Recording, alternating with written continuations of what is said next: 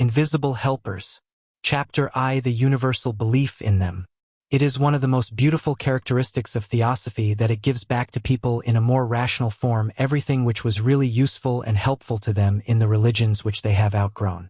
Many who have broken through the chrysalis of blind faith and mounted on the wings of reason and intuition to the freer, nobler mental life of more exalted levels, nevertheless feel that in the process of this glorious gain a something has been lost, that in giving up the beliefs of their childhood they have also cast aside much of the beauty and the poetry of life.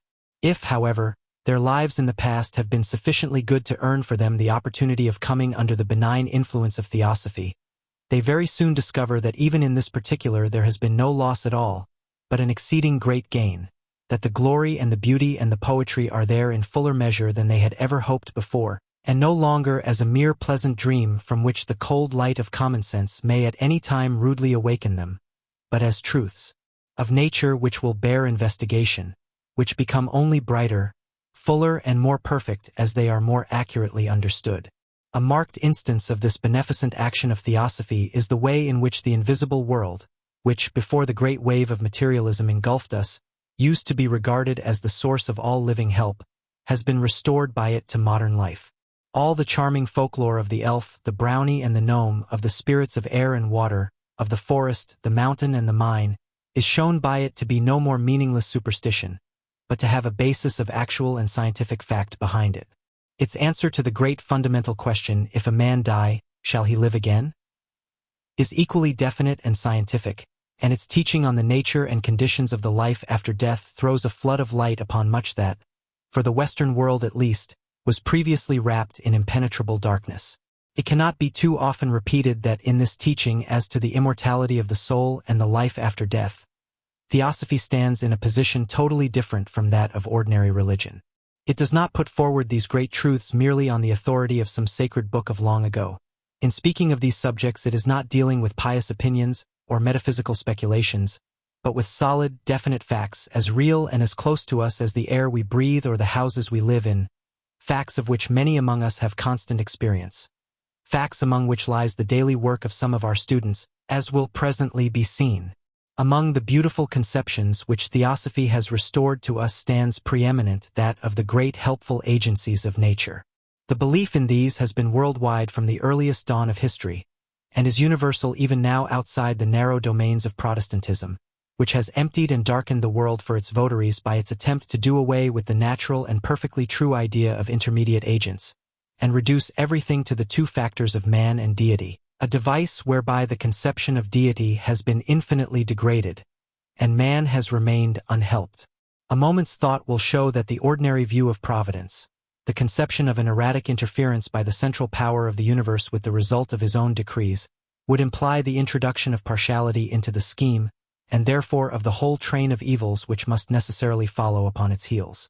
The theosophical teaching, that a man can be thus specially helped only when his past actions have been such as to deserve this assistance, and that even then the help will be given through those who are comparatively near his own level, is free from this serious objection, and it furthermore brings back to us the older and far grander conception of an unbroken ladder of living beings extending down from the Logos himself to the very dust beneath our feet. In the East, the existence of the invisible helpers has always been recognized, though the names given and the characteristics attributed to them naturally vary in different countries. And even in Europe we have had the old Greek stories of the constant interference of the gods in human affairs, and the Roman legend that Castor and Pollux led the legions of the infant republic in the Battle of Lake Regillus.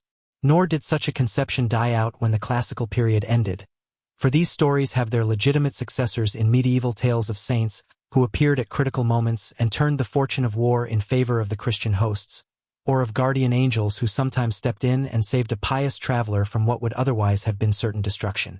Chapter 2. Some modern instances. Even in this incredulous age, and amidst the full whirl of our 19th-century civilization, in spite of the dogmatism of our science and the deadly dullness of our Protestantism, instances of intervention inexplicable from the materialistic standpoint may still be found by anyone who will take the trouble to look for them, and in order to demonstrate this to the reader I will briefly epitomize a few of the examples given in one or other of the recent collections of such stories, adding, thereto one or two that have come within my own notice. One very remarkable feature of these more recent examples is that the intervention seems nearly always to have been directed towards the helping or saving of children. An interesting case which occurred in London only a few years ago was connected with the preservation of a child's life in the midst of a terrible fire, which broke out in a street near Holborn, and entirely destroyed 2 of the houses there. The flames had obtained such hold before they were discovered that the firemen were unable to save the houses, but they succeeded in rescuing all the inmates except 2. An old woman who was suffocated by the smoke before they could reach her, and a child about 5 years old, whose presence in the house had been forgotten in the hurry and excitement of the moment. The mother of the child, it seems, was a friend or relative of the landlady of the house, and had left the little creature in her charge for the night, because she was herself obliged to go down to Colchester on business.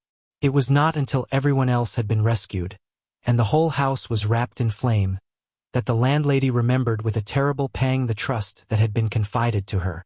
It seemed hopeless then to attempt to get at the garret where the child had been put to bed, but one of the firemen heroically resolved to make the desperate effort, and, after receiving minute directions as to the exact situation of the room, plunged in among the smoke and flame.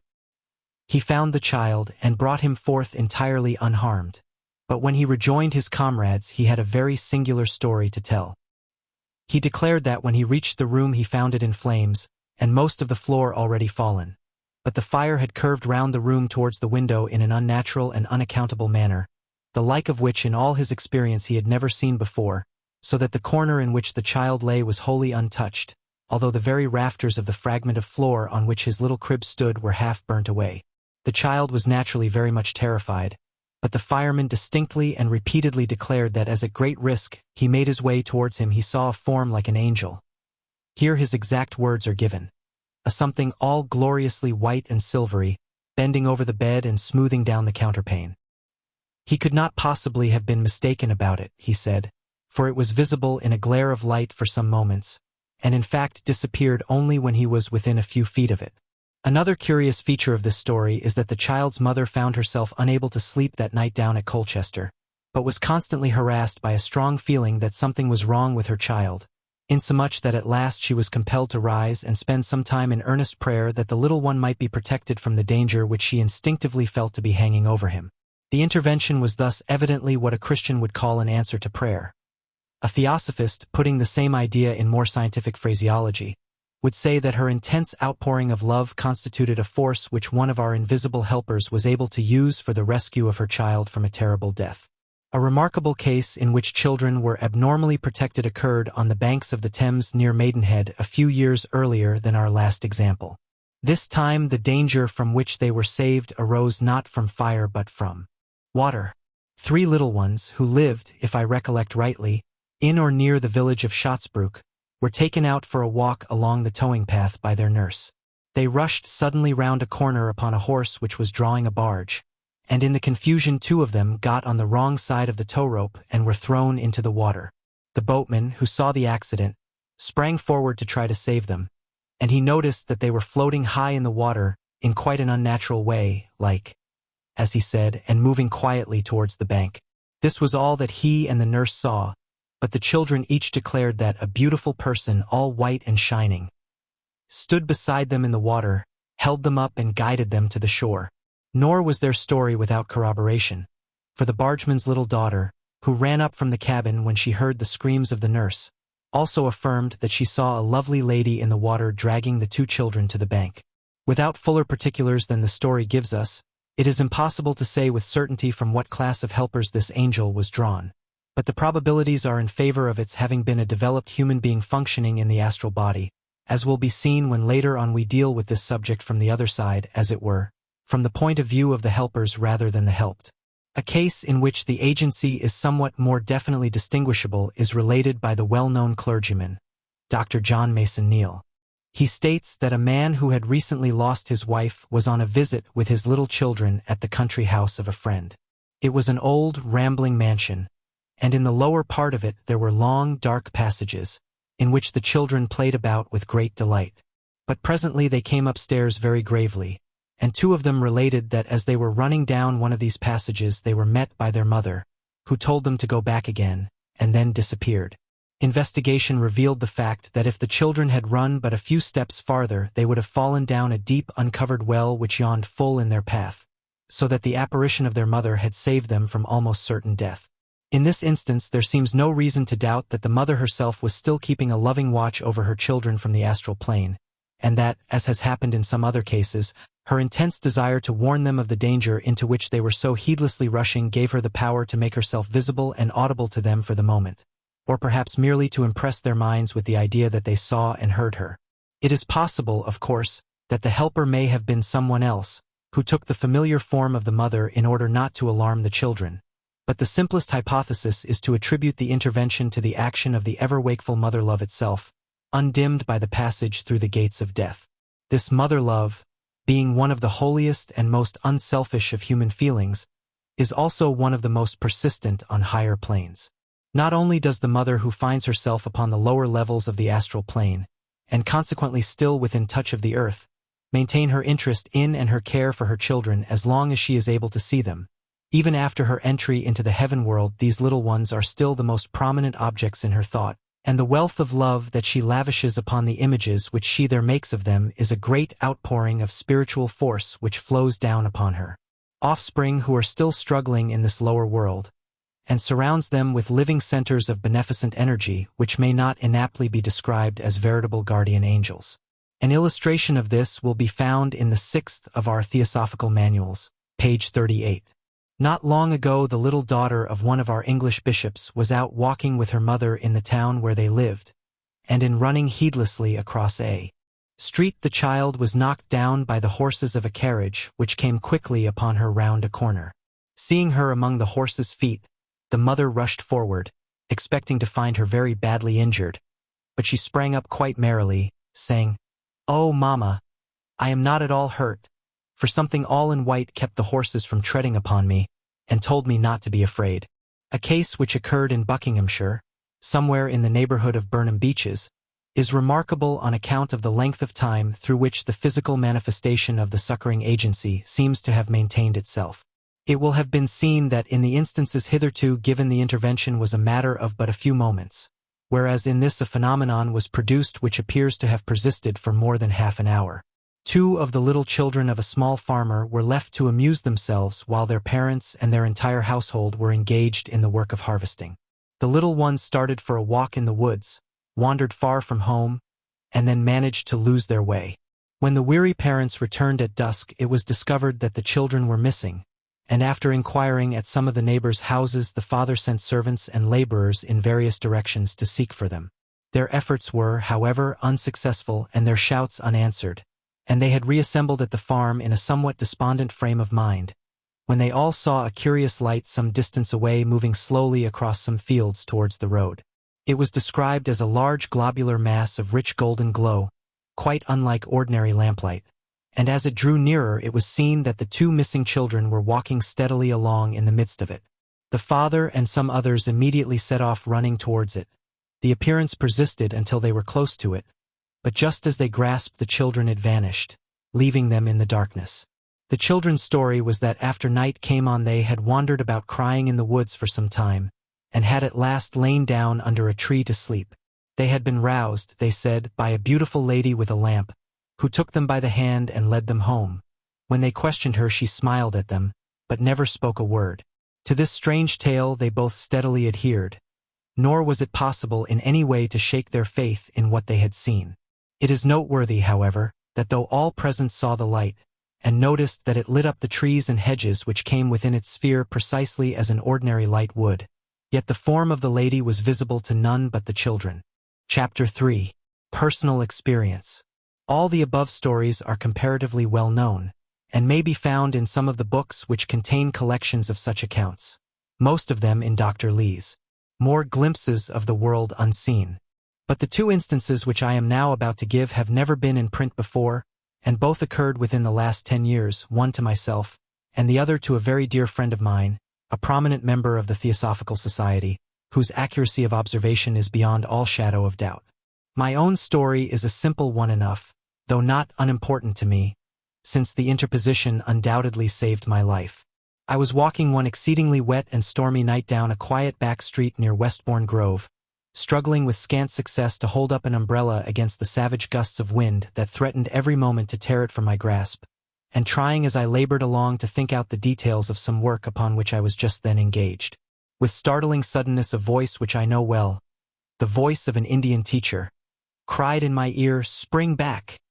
And in mechanical obedience I started violently backwards almost before I had time to think. As I did so my umbrella, which had swung forward with the sudden movement, was struck from my hand, and a huge metal chimney pot crashed upon the pavement less than a yard in front of my face. The great weight of this article, and the tremendous force with which it fell, make it absolutely certain that but for the warning voice I should have been killed on the spot. Yet the street was empty, and the voice was that of one whom I knew to be 7,000 miles away from me, as far as the physical body was concerned. Nor was this the only occasion upon which I received assistance of this supernormal kind, for in early life, long before the foundation of the Theosophical Society, the apparition of a dear one who had recently died prevented me from committing what I now see would have been a serious crime, although by the light of such knowledge as I then had it appeared not only a justifiable but even a laudable act of retaliation. Again, at a later date, though still before the foundation of this society, a warning conveyed to me from a higher plane amid most impressive surroundings enabled me to prevent another man from entering upon a course which I now know would have ended disastrously, though I had no reason to suppose so at the time. So it will be seen that I have a certain amount of personal experience to strengthen my belief in the doctrine of invisible helpers, even apart from my knowledge of the help that is constantly being given at the present time. The other case is a very much more striking one. One of our members, who gives me permission to publish her story, but does not wish her name mentioned, once found herself in very serious physical peril. Owing to circumstances which need not be detailed here, she was in the very center of a dangerous street fracas, and seeing several men struck down and evidently badly hurt close to her, was in momentary expectation of a similar fate, since escape from the crush seemed quite impossible. Suddenly she experienced a curious sensation of being whirled out of the crowd, and found herself standing quite uninjured and entirely alone in a small by-street parallel with the one in which the disturbance had taken place. She still heard the noise of the struggle, and while she stood wondering what on earth had happened to her, 2 or 3 men who had escaped from the crowd came running round the corner of the street, and on seeing her expressed great astonishment and pleasure, saying that when the brave lady so suddenly disappeared from the midst of the fight they had felt certain that she had been struck down. At the time no sort of explanation was forthcoming, and she returned home in a very mystified condition. But when at a later period she mentioned this strange occurrence to Madame Blavatsky, she was informed that, her karma being such as to enable her to be saved from her exceedingly dangerous position, one of the masters had specially sent someone to protect her in view of the fact that her life was needed for the work. Nevertheless, the case remains a very extraordinary one, both with regard to the great amount of power exercised and the unusually public nature of its manifestation. It is not difficult to imagine the modus operandi. She must have been lifted bodily over the intervening block of houses and simply set down in the next street.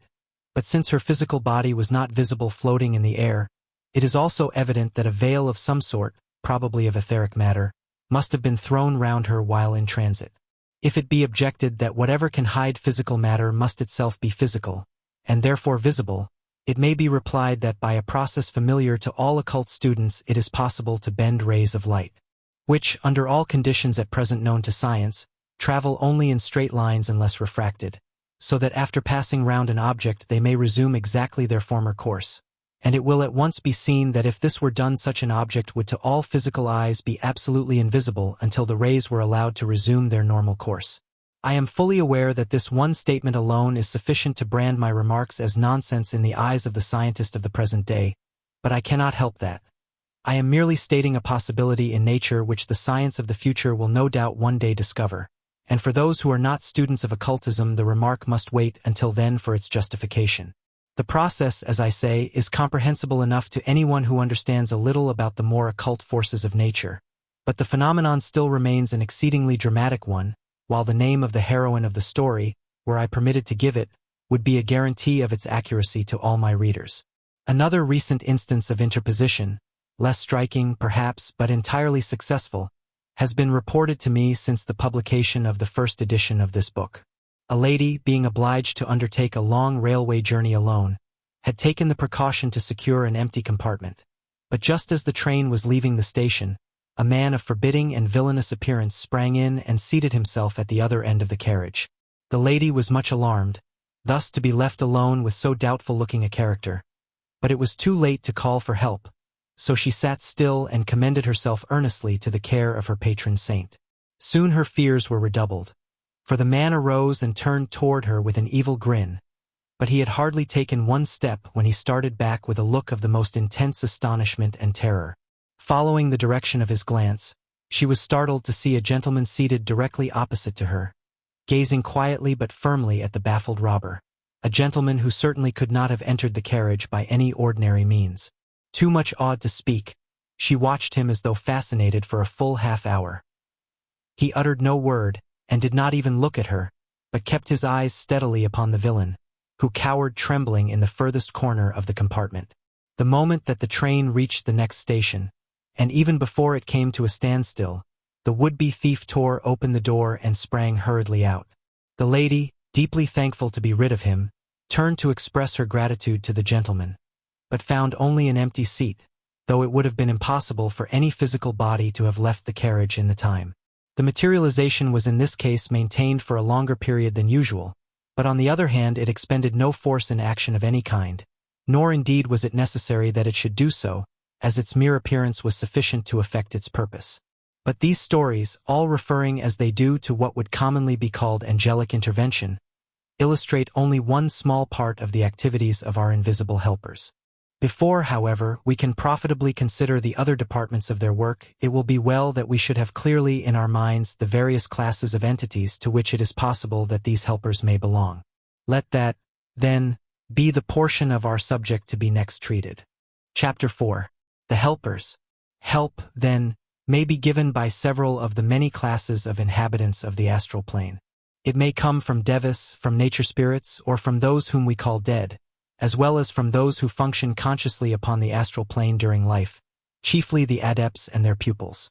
But if we examine the matter a little more closely, we shall see that though all the classes mentioned may, and sometimes do, take a part in this work, yet their shares in it are so unequal that it is practically left almost entirely to one class.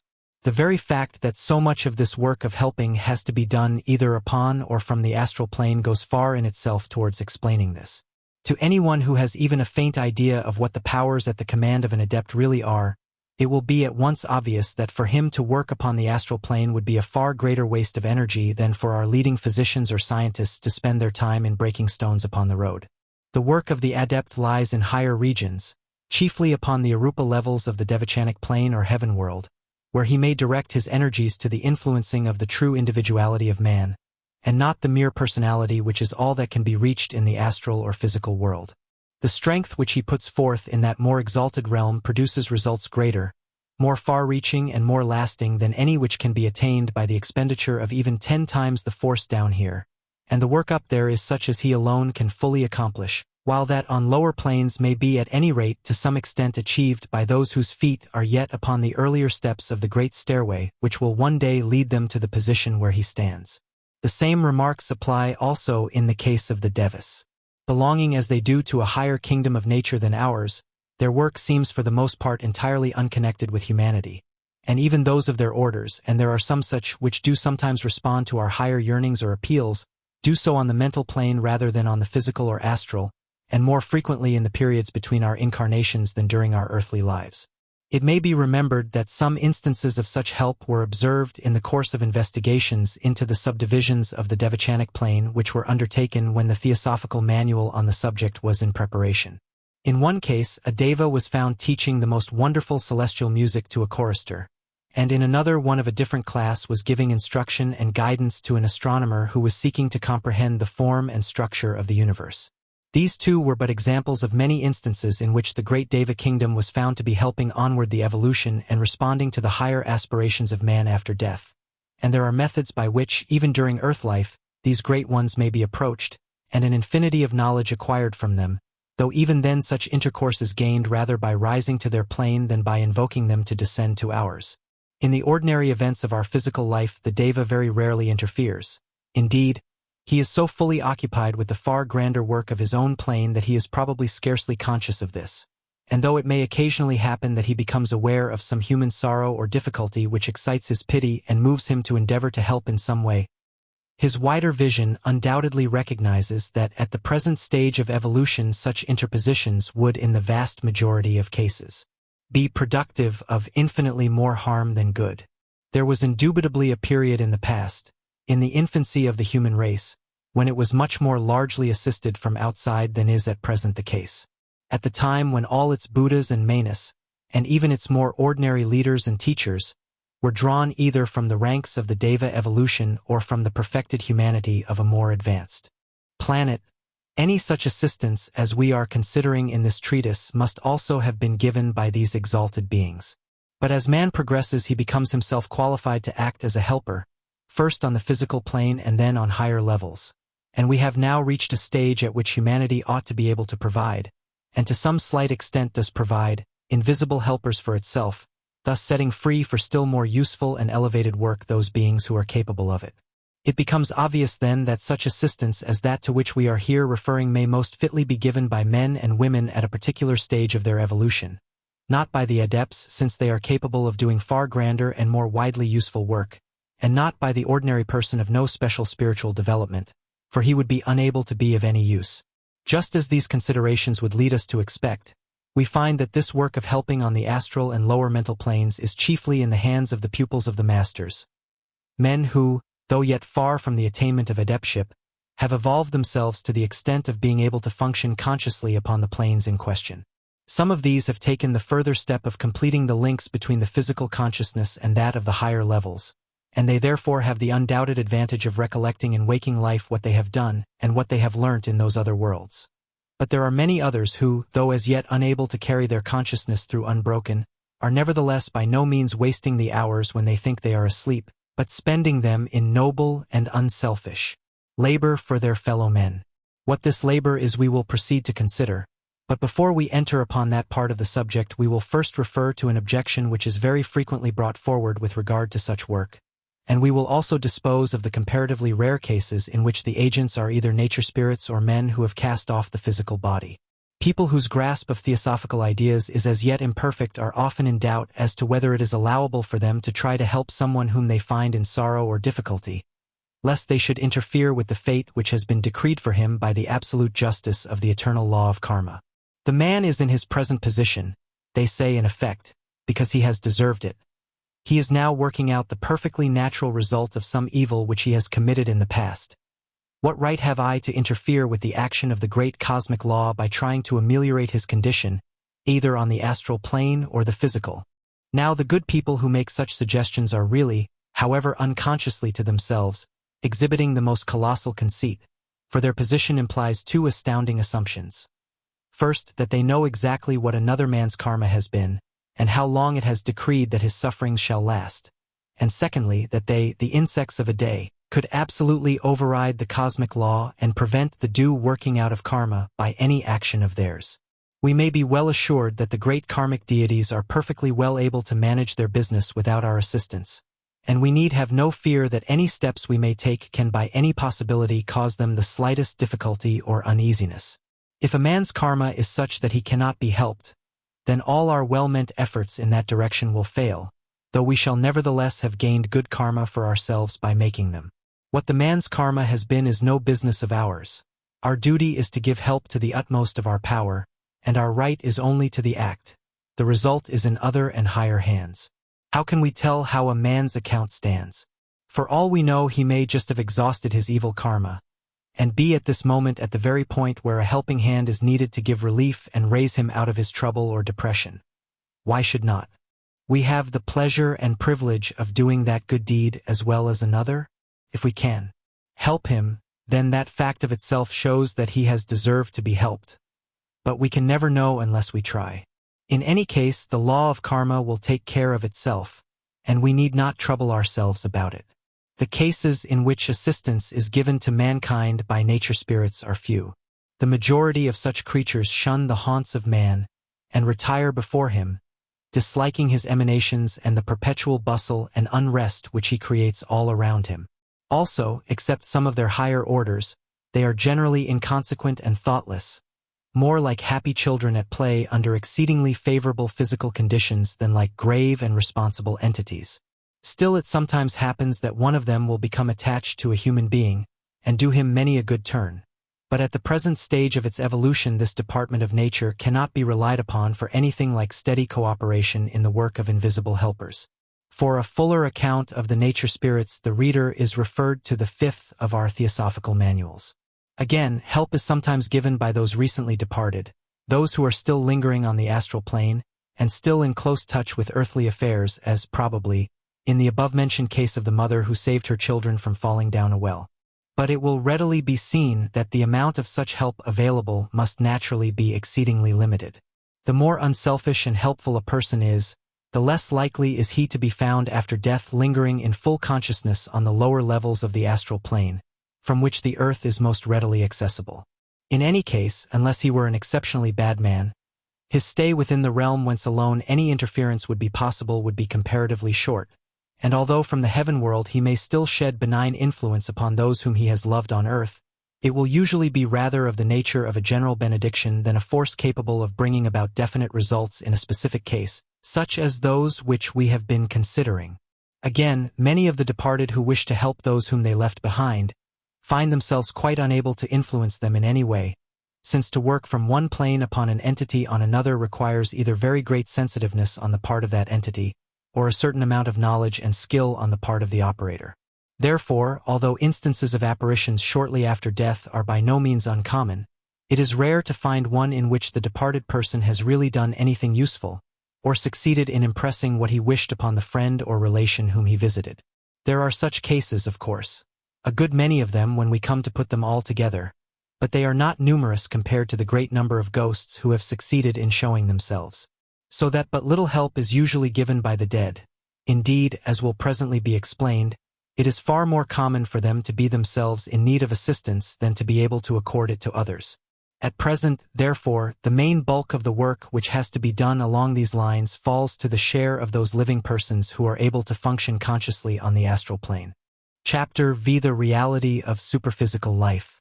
It seems difficult for those who are accustomed only to the ordinary and somewhat materialistic lines of thought of the 19th century to believe in and realize fully a condition of perfect consciousness apart from the physical body. Every Christian, at any rate, is bound by the very foundations of his creed to believe that he possesses a soul. But if you suggest to him the possibility that that soul may be a sufficiently real thing to become visible under certain conditions apart from the body either during life or after death, the chances are 10 to 1 that he will scornfully tell you that he does not believe in ghosts, and that such an idea is nothing but an anachronistic survival of an exploded medieval superstition. If, therefore, we are at all to comprehend the work of the band of invisible helpers, and perchance ourselves to learn to assist in it, we must shake ourselves free from the trammels of contemporary thought on these subjects, and endeavor to grasp the great truth, now a demonstrated fact to many among us, that the physical body is in simple truth nothing but a vehicle or vesture of the real man. It is put off permanently at death, but it is also put off temporarily every night when we go to sleep. Indeed, the process of falling asleep consists in this very action of the real man in his astral vehicle slipping out of the physical body. Again, I repeat, this is no mere hypothesis or ingenious supposition. There are many among us who are able to perform, and do perform every day of their lives, this elementary act of magic in full consciousness, who pass from one plane to the other at will, and if that is clearly realized, it will become apparent how grotesquely absurd to them must appear the ordinary unreasoning assertion that such a thing is utterly impossible. It is like telling a man that it is impossible for him to fall asleep, and that if he thinks he has ever done so he is under a hallucination. Now the man who has not yet developed the link between the astral and physical consciousness is unable to leave his denser body at will, or to recollect most of what happens to him while away from it, but the fact nevertheless remains that he leaves it every time he sleeps, and may be seen by any trained clairvoyant either hovering over it or wandering about at a greater or less distance from it, as the case may be. The entirely undeveloped person usually floats close above his physical body, scarcely less asleep than it is, and comparatively shapeless and inchoate, and it is found that he cannot be drawn away from the immediate neighborhood of that physical body without causing serious discomfort which would in fact awaken it. As the man evolves, however, his astral body grows more definite and more conscious, and so becomes a fitter vehicle for him. In the case of the majority of intelligent and cultured people, the degree of consciousness is already very considerable, and a man who is at all spiritually developed is as fully himself in that vehicle as in this denser body. But though he may be fully conscious on the astral plane during sleep, and able to move about on it freely if he wishes to do so, it does not yet follow that he is ready to join the band of helpers. Most people at this stage are so wrapped up in their own train of thought, usually a continuation of some line taken up in waking hours, that they are like a man in a brown study, so much absorbed as to be practically entirely heedless of all that is going on about them. And in many ways it is well that this is so, for there is much upon the astral plane which might be unnerving and terrifying to one who had not the courage born of full knowledge as to the real nature of all that he would see. Sometimes a man gradually rouses himself out of this condition, wakes up to the astral world around him, as it were, but more often he remains in that state until someone who is already active there takes him in hand and wakens him. This is, however, not a responsibility to be lightly undertaken, for while it is comparatively easy thus to wake a man up on the astral plane, it is practically impossible, except by a most undesirable exercise of mesmeric influence, to put him to sleep again. So that before a member of the band of workers will thus awaken a dreamer, he must fully satisfy himself that the man's disposition is such that he will make good use of the additional powers that will then be put into his hands, and also that his knowledge and his courage are sufficient to make it reasonably certain that no harm will come to him as a result of the action. Such awakening so performed will put a man in a position to join, if he will, the band of those who help mankind. But it must be clearly understood that this does not necessarily or even usually bring with it the power of remembering in the waking consciousness anything which has been done. That capacity has to be attained by the man for himself, and in most cases it does not come for years afterwards, perhaps not even in the same life. But happily this lack of memory in the body in no way impedes the work out of the body, so that, except for the satisfaction to a man of knowing during his waking hours upon what work he has been engaged during his sleep, it is not a matter of importance. What really matters is that the work should be done, not that we should remember who did it. Chapter 6. A timely intervention. Varied as is this work on the astral plane, it is all directed to one great end, the furtherance, in however humble a degree, of the processes of evolution. Occasionally it is connected with the development of the lower kingdoms, which it is possible slightly to accelerate under certain conditions. A duty towards these lower kingdoms, elemental as well as animal and vegetable, is distinctly recognized by our adept leaders, since it is in some cases only through connection with or use by man that their progress takes place. But naturally by far the largest and most important part of the work is connected with humanity in some way or other. The services rendered are of many and various kinds, but chiefly concerned with man's spiritual development, such physical interventions as are recounted in the earlier part of this book being exceedingly rare. They do, however, occasionally take place, and though it is my wish to emphasize rather the possibility of extending mental and moral help to our fellow men, it will perhaps be well to give 2 or 3 instances in which friends personally known to me have rendered physical assistance to those in sore need of it, in order that it may be seen how these examples from the experience of the helpers gear in with the accounts given by those who have received the supernormal aid, such stories, as those which are to be found in the literature of so-called supernatural occurrences. In the course of the recent rebellion in Matabeleland, one of our members was sent upon an errand of mercy, which may serve as an illustration of the way in which help upon this lower plane has occasionally been given. It seems that one night a certain farmer and his family in that country were sleeping tranquilly in fancied security, quite unaware that only a few miles away relentless hordes of savage foes were lying in ambush maturing fiendish plots of murder and rapine. Our member's business was in some way or other to arouse the sleeping family to a sense of the terrible danger which so unexpectedly menaced them, and she found this by no means an easy matter.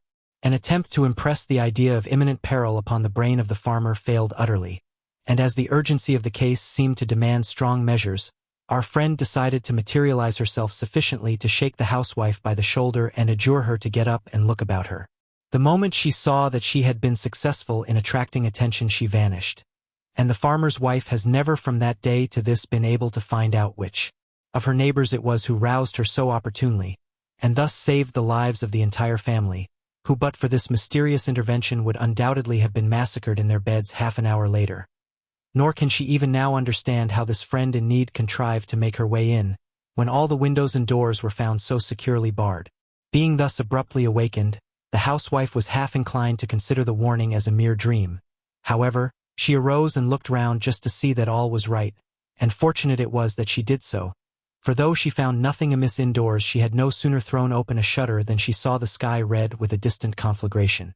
She at once roused her husband and the rest of her family, and owing to this timely notice they were able to escape to a place of concealment near at hand just before the arrival of the horde of savages, who destroyed the house and ravaged the fields indeed, but were disappointed of the human prey which they had expected. The feelings of the rescuer may be imagined when she read in the newspaper some time afterwards an account of the providential deliverance of this family. Chapter 7. The Angel Story. Another instance of intervention on the physical plane which occurred a short time ago makes a very beautiful little story, though this time only one life was saved. It needs, however, a few words of preliminary explanation. Among our band of helpers here in Europe are two who were brothers long ago in ancient Egypt, and are still warmly attached to one another. In this present incarnation there is a wide difference in age between them, one being advanced in middle life, while the other was at that time a mere child in the physical body, though an ego of considerable advancement and promise. Naturally it falls to the lot of the elder to train and guide the younger in the occult work to which they are so heartily devoted, and as both are fully conscious and active on the astral plane, they spend most of the time during which their grosser bodies are asleep in laboring together under the direction of their common master, and giving to both living and dead such help as is within their power. I will quote the story of the particular incident which I wish to relate from a letter written by the elder of the two helpers immediately after its occurrence, as the description there given is more vivid and picturesque than any account in the third person could possibly be. We were going about quite other business, when Cyril suddenly cried, "What's that?" For we heard a terrible scream of pain or fright. In a moment we were on the spot, and found that a boy of about 11 or 12 had fallen over a cliff on to some rocks below, and was very badly hurt. He had broken a leg and an arm, poor fellow, but what was still worse was a dreadful cut in the thigh, from which blood was pouring in a torrent. Cyril cried, "Let us help him quick, or he'll die." In emergencies of this kind one has to think quickly. There were clearly two things to be done: that bleeding must be stopped, and physical help must be procured. I was obliged to materialize either Cyril or myself, for we wanted physical hands at once to tie a bandage, and besides it seemed better that the poor boy should see someone standing by him in his trouble. I felt that while undoubtedly he would be more at home with Cyril than with me, I should probably be more readily able to procure help than Cyril would, so the division of labor was obvious. The plan worked capitally. I materialized Cyril instantly, he does not know yet how to do it for himself, and told him to take the boy's neckerchief and tie it round the thigh, and twist a stick through it. "Won't it hurt him terribly?" said Cyril. But he did it, and the blood stopped flowing.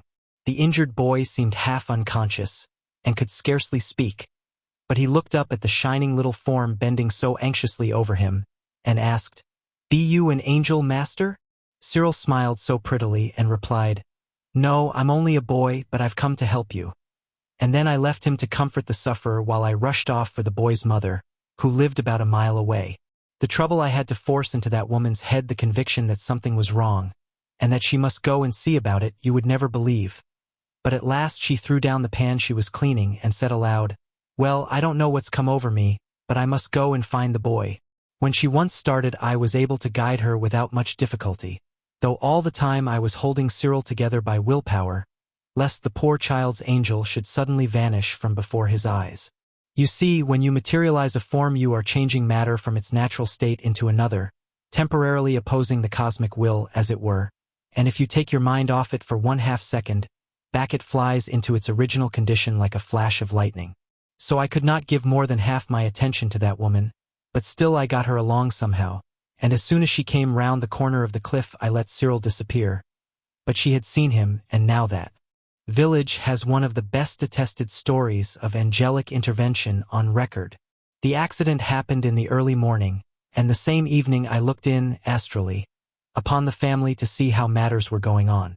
The poor boy's leg and arm had been set, and the great cut bandaged, and he lay in bed looking very pale and weak, but evidently going to recover in time. The mother had a couple of neighbors in, and was telling them the story, and a curious tale it sounded to one who knew the real facts. She explained, in very many words, how she couldn't tell what it was, but something came over her all in a minute, like making her feel something had happened to the boy, and she must go out and see after him. How at first she thought it was nonsense and tried to throw off the feeling, but it warn't no use, she just had to go. She told how she didn't know what made her go round by that cliff more than any other way, but it just happened so, and as she turned round the corner there she saw him lying propped up against a rock, and kneeling beside him was the beautifulest child ever she saw, dressed all in white and shining, with rosy cheeks and lovely brown eyes. And how he smiled at her so heavenly-like. And then all in a moment he was not there, and at first she was so startled she didn't know what to think. And then all at once she felt what it was, and fell on her knees and thanked God for sending one of his angels to help her poor boy. Then she told how when she lifted him to carry him home she wanted to take off the handkerchief that was cutting into his poor leg so, but he would not let her because he said the angel had tied it and said he was not to touch it, and how when she told the doctor this afterwards he explained to her that if she had unfastened it the boy would certainly have died. Then she repeated the boy's part of the tale, how the moment after he fell this lovely little angel came to him. He knew it was an angel because he knew there had been nobody in sight for half a mile round when he was at the top of the cliff just before, only he could not understand why it hadn't any wings and why it said it was only a boy. How it lifted him against the rock and tied up his leg, and then began to talk to him and tell him he need not be frightened, because somebody was gone to fetch mother, and she would be there directly. How it kissed him and tried to make him comfortable, and how its soft, warm, little hand held his all the time, while it told him strange, beautiful stories which he could not clearly remember. But he knew they were very good, because he had almost forgotten he was hurt until he saw mother coming, and how then it assured him he would soon be well again, and smiled and squeezed his hand, and then somehow it was gone. Since then there has been quite a religious revival in that village. Their minister has told them that so signal an interposition of divine providence must have been meant as a sign to them, to rebuke scoffers and to prove the truth of Holy Scripture and of the Christian religion, and nobody seems to see the colossal conceit involved in such an astonishing proposition. But the effect on the boy has been undoubtedly good, morally as well as physically. By all accounts he was a careless enough young scamp before, but now he feels his angel may be near him at any time, and he will never do or say anything rough or coarse or angry, lest it should see or hear. The one great desire of his life is that some day he may see it again, and he knows that when he dies its lovely face will be the first to greet him on the other side. A beautiful and pathetic little story, truly. The moral drawn from the occurrence by the village and its minister is perhaps somewhat of a non sequitur. Yet the testimony to the existence of at least something beyond this material plane must surely do the people more good than harm, and after all the mother's conclusion from what she saw was a perfectly correct one, though more accurate. Knowledge would probably have led her to express it a little differently. An interesting fact afterwards discovered by the investigations of the writer of the letter throws a curious sidelight upon the reasons underlying such incidents. It was found that the two boys had met before, and that some thousands of years ago the one who fell from the cliff had been the slave of the other, and had once saved his young master's life at the risk of his own, and had been liberated in consequence.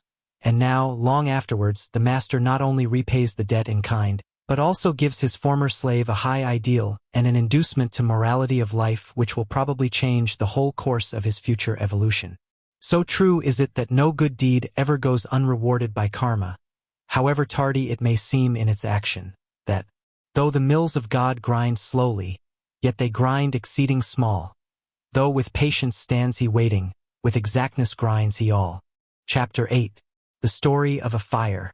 Another piece of work done by the same boy Cyril furnishes an almost exact parallel to some of the stories from the books which I have given in earlier pages. He and his older friend, it seems, were passing along in the prosecution of their usual work one night, when they noticed the fierce glare of a big fire below them, and promptly dived down to see if they could be of any use. It was a great hotel which was in flames, a huge caravanserai on the edge of a great lake. The house, many stories in height, formed three sides of a square round a sort of garden, planted with trees and flowers, while the lake formed the fourth side. The two wings ran right down to the lake, the big bay windows which terminated them almost projecting over the water, so as to leave only quite a narrow passageway under them at the two sides.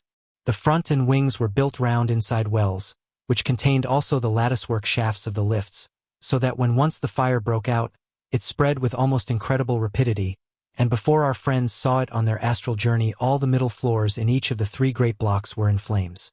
Fortunately, the inmates, except one little boy, had already been rescued, though some of them had sustained very serious burns and other injuries.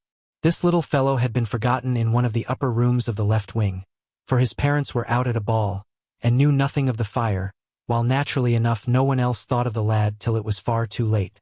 The fire had gained such a hold on the middle floors of that wing that nothing could have been done, even if anyone had remembered him, as his room faced on to the inner garden which has been mentioned, so that he was completely cut off from all outside help. Besides, he was not even aware of his danger, for the dense, suffocating smoke had so gradually filled the room that his sleep had grown deeper and deeper, till he was all but stupefied. In this state he was discovered by Cyril, who seems to be specially attracted towards children in need or danger. He first tried to make some of the people remember the boy, but in vain, and in any case it seemed scarcely possible that they could have helped him, so that it was soon evident that this was merely a waste of time. The older helper then materialized Cyril, as before, in the room, and set him to work to awaken and rouse up the more than half-stupefied child. After a good deal of difficulty this was accomplished to some extent, but the boy remained in a half-dazed, semi-conscious condition through all that followed, so that he needed to be pushed and pulled about, guided and helped at every turn. The 2 boys first crept out of the room into the central passage which ran through the wing, and then, finding that the smoke and the flames beginning to come through the floor made it impassable for a physical body, Cyril got the other boy back into the room again and out of the window onto a stone ledge about a foot wide, which ran right along the block just below the windows. Along this he managed to guide his companion, half balancing himself on the extreme edge of the ledge and half floating on air, but always placing himself outside of the other so as to keep him from dizziness and prevent him from feeling afraid of a fall. Towards the end of the block nearest the lake, in which direction the fire seemed less developed, they climbed in through an open window and again reached the passage, hoping to find the staircase at that end still passable. But it, too, was full of flame and smoke. So they crawled back along the passage, Cyril advising his companion to keep his mouth close to the ground, till they reached the latticed cage of the lift running down the long well in the center of the block.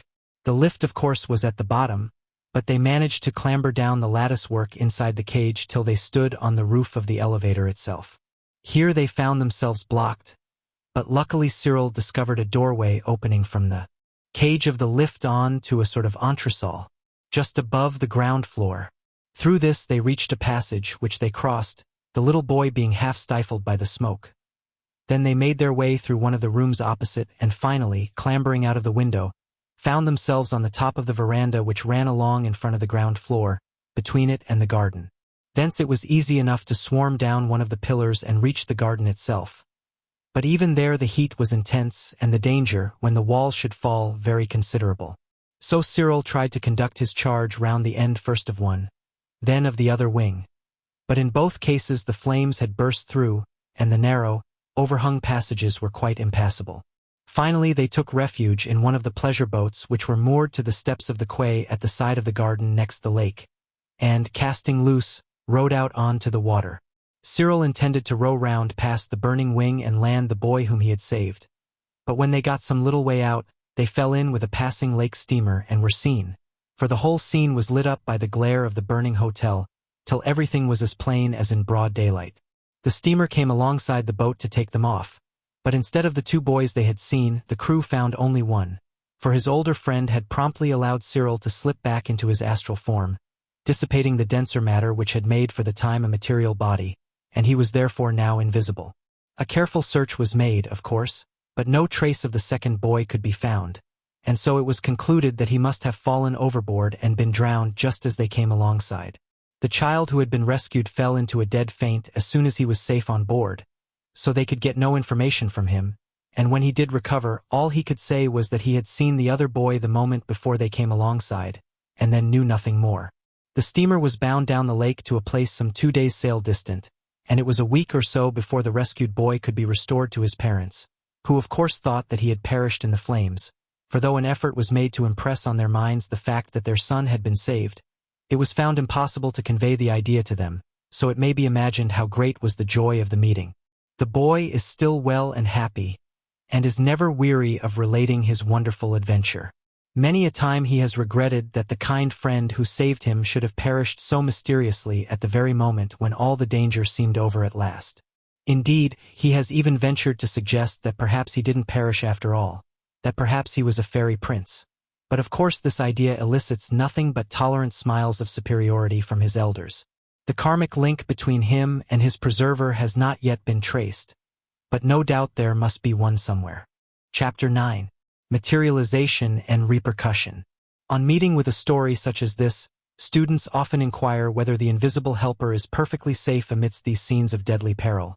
Whether, for example, this boy who was materialized in order to save another from a burning house was not himself in some danger.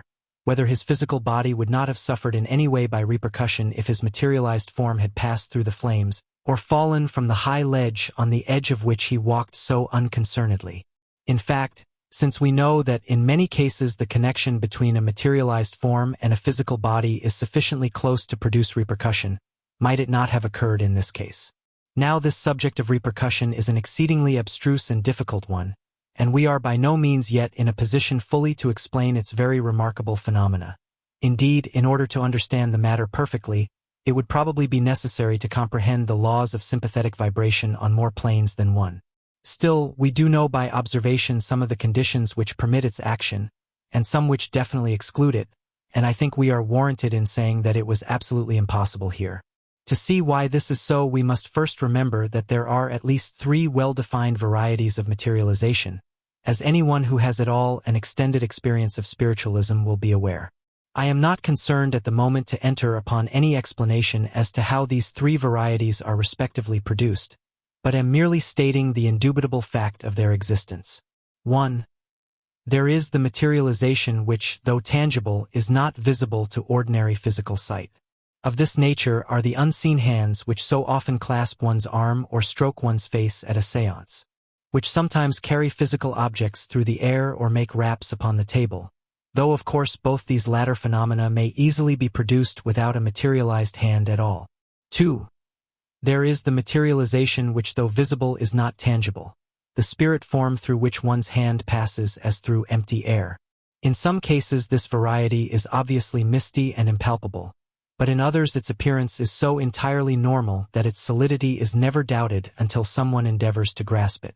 3. There is the perfect materialization which is both visible and tangible, which not only bears the outward semblance of your departed friend, but shakes you cordially by the hand with the very clasp that you know so well.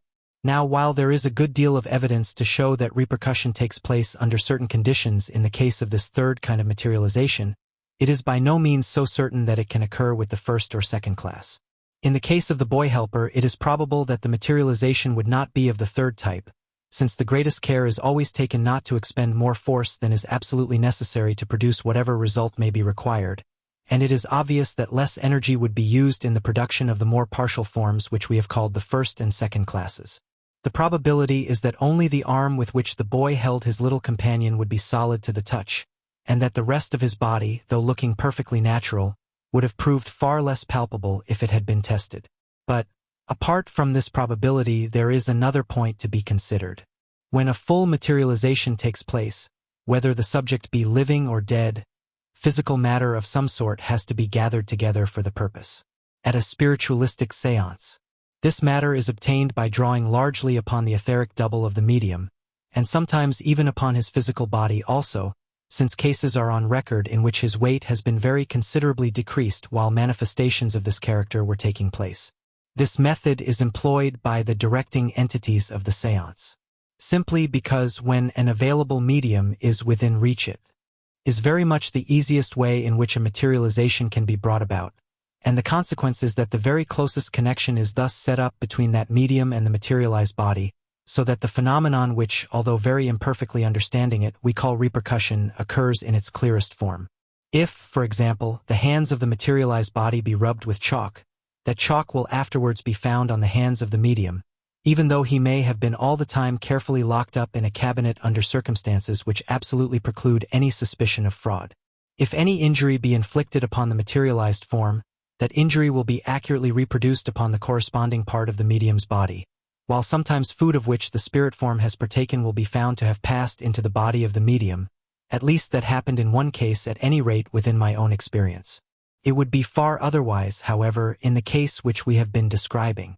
Cyril was thousands of miles from his sleeping physical body, and it would therefore be quite impossible for his friend to draw etheric matter from it, while the regulations under which all pupils of the great masters of wisdom perform their work of helping man would assuredly prevent him, even for the noblest purpose, from putting such a strain upon any one else's body. Besides, it would be quite unnecessary, for the far less dangerous method invariably employed by the helpers when materialization seems desirable would be ready to his hand: the condensation from the circumambient ether, or even from the physical air, of such an amount of matter as may be requisite. This feat, though no doubt beyond the power of the average entity manifesting at a séance, presents no difficulty to a student of occult chemistry. But mark the difference in the result obtained. In the case of the medium, we have a materialized form in the closest possible connection with the physical body, made out of its very substance, and therefore capable of producing all the phenomena of repercussion. In the case of the helper, we have indeed an exact reproduction of the physical body, but it is created by a mental effort out of matter entirely foreign to that body, and is no more capable of acting upon it by repercussion than an ordinary marble statue of the man would be. Thus it is that a passage through the flames or a fall from a high window ledge would have had no terrors for the boy helper, and that on another occasion a member of the band, though materialized, was able without any inconvenience to the physical body to go down in a sinking vessel. See page 77. In both the incidents of his work that have been described above, it will have been noticed that the boy Cyril was unable to materialize himself, and that the operation had to be performed for him by an older friend. One more of his experiences is worth relating, for it gives us a case in which by intensity of pity and determination of will he was able to show himself, a case somewhat parallel to that previously related of the mother whose love enabled her somehow to manifest herself in order to save her children's lives. Inexplicable as it may seem, there is no doubt whatever of the existence in nature of this stupendous power of will over matter of all planes, so that if only the power be great enough, practically any result may be produced by its direct action, without any knowledge or even thought on the part of the man exercising that will as to how it is to do its work.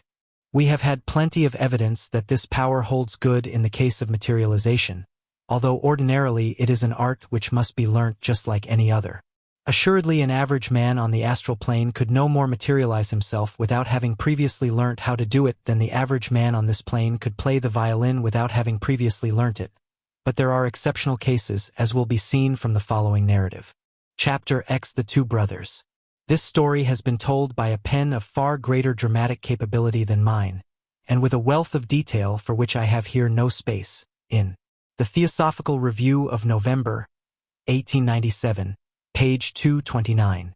To that account I would refer the reader, since my own description of the case will be a mere outline, as brief as is consistent with clearness.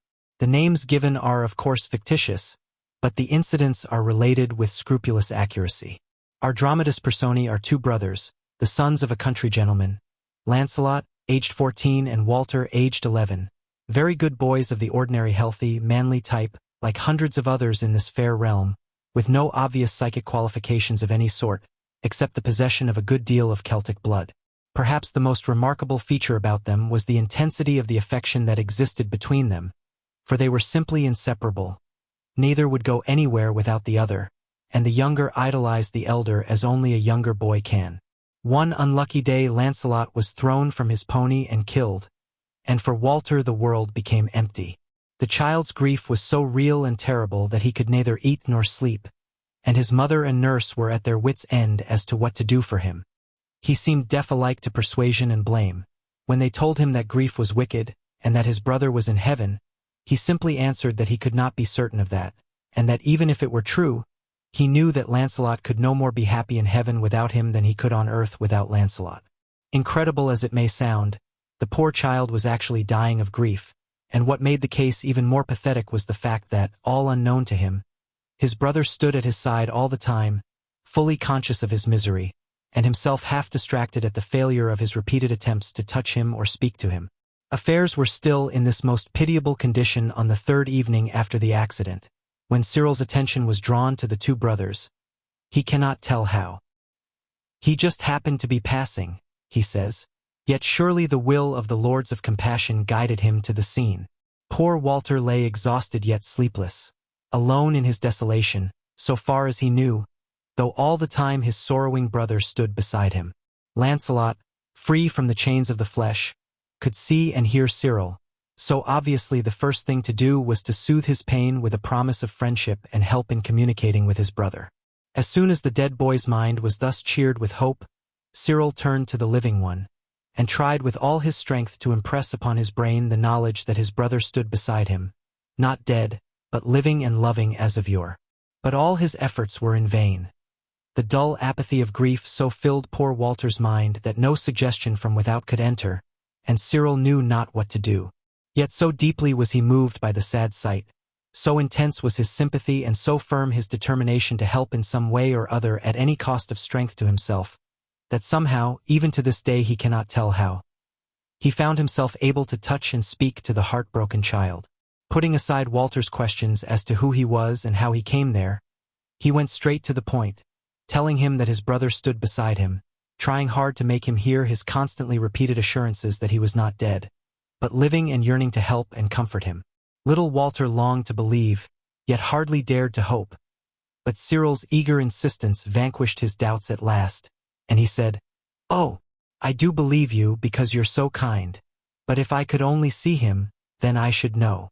Then I should be quite sure, and if I could only hear his voice telling me he was happy, I shouldn't mind a bit his going away again afterwards." Young though he was at the work, Cyril knew enough to be aware that Walter's wish was one not ordinarily granted, and was beginning, regretfully, to tell him so, when suddenly he felt a presence that all the helpers know, and though no word was spoken it was borne in upon his mind that instead of what he had meant to say, he was to promise Walter the boon his heart desired. "Wait till I come back," he said, "and you shall see him then." And then he vanished. That one touch from the master had shown him what to do and how to do it, and he rushed to fetch the older friend who had so often helped him before. This older man had not yet retired for the night, but on hearing Cyril's hurried summons, he lost no time in accompanying him, and in a few minutes they were back at Walter's bedside. The poor child was just beginning to believe it all a lovely dream, and his delight and relief when Cyril reappeared were beautiful to see. Yet how much more beautiful was the scene a moment later, when, in obedience to a word from the master, the elder man materialized the eager Lancelot, and the living and the dead stood hand in hand once more. Now in very truth for both the brothers had sorrow been turned into joy unspeakable, and again they both declared that now they should never feel sad any more, because they knew that death had no power to part them. Nor was their gladness damped even when Cyril explained carefully to them, at his older friend's suggestion, that this strange physical reunion would not be repeated, but that all day long Lancelot would be near Walter, even though the latter could not see him, and every night Walter would slip out of his body and be consciously with his brother once more. Hearing this, poor weary Walter sank to sleep at once and proved its truth, and was amazed to find with what hitherto unknown rapidity he and his brother could fly together from one to another of their old familiar haunts. Cyril thoughtfully warned him that he would probably forget most of his freer life when he awoke next day, but by rare good fortune he did not forget, as so many of us do. Perhaps the shock of the great joy had somewhat aroused the latent psychic faculty which belongs to the Celtic blood. At any rate, he forgot no single detail of all that had happened, and next morning he burst upon the house of mourning with a wondrous tale which suited it but ill.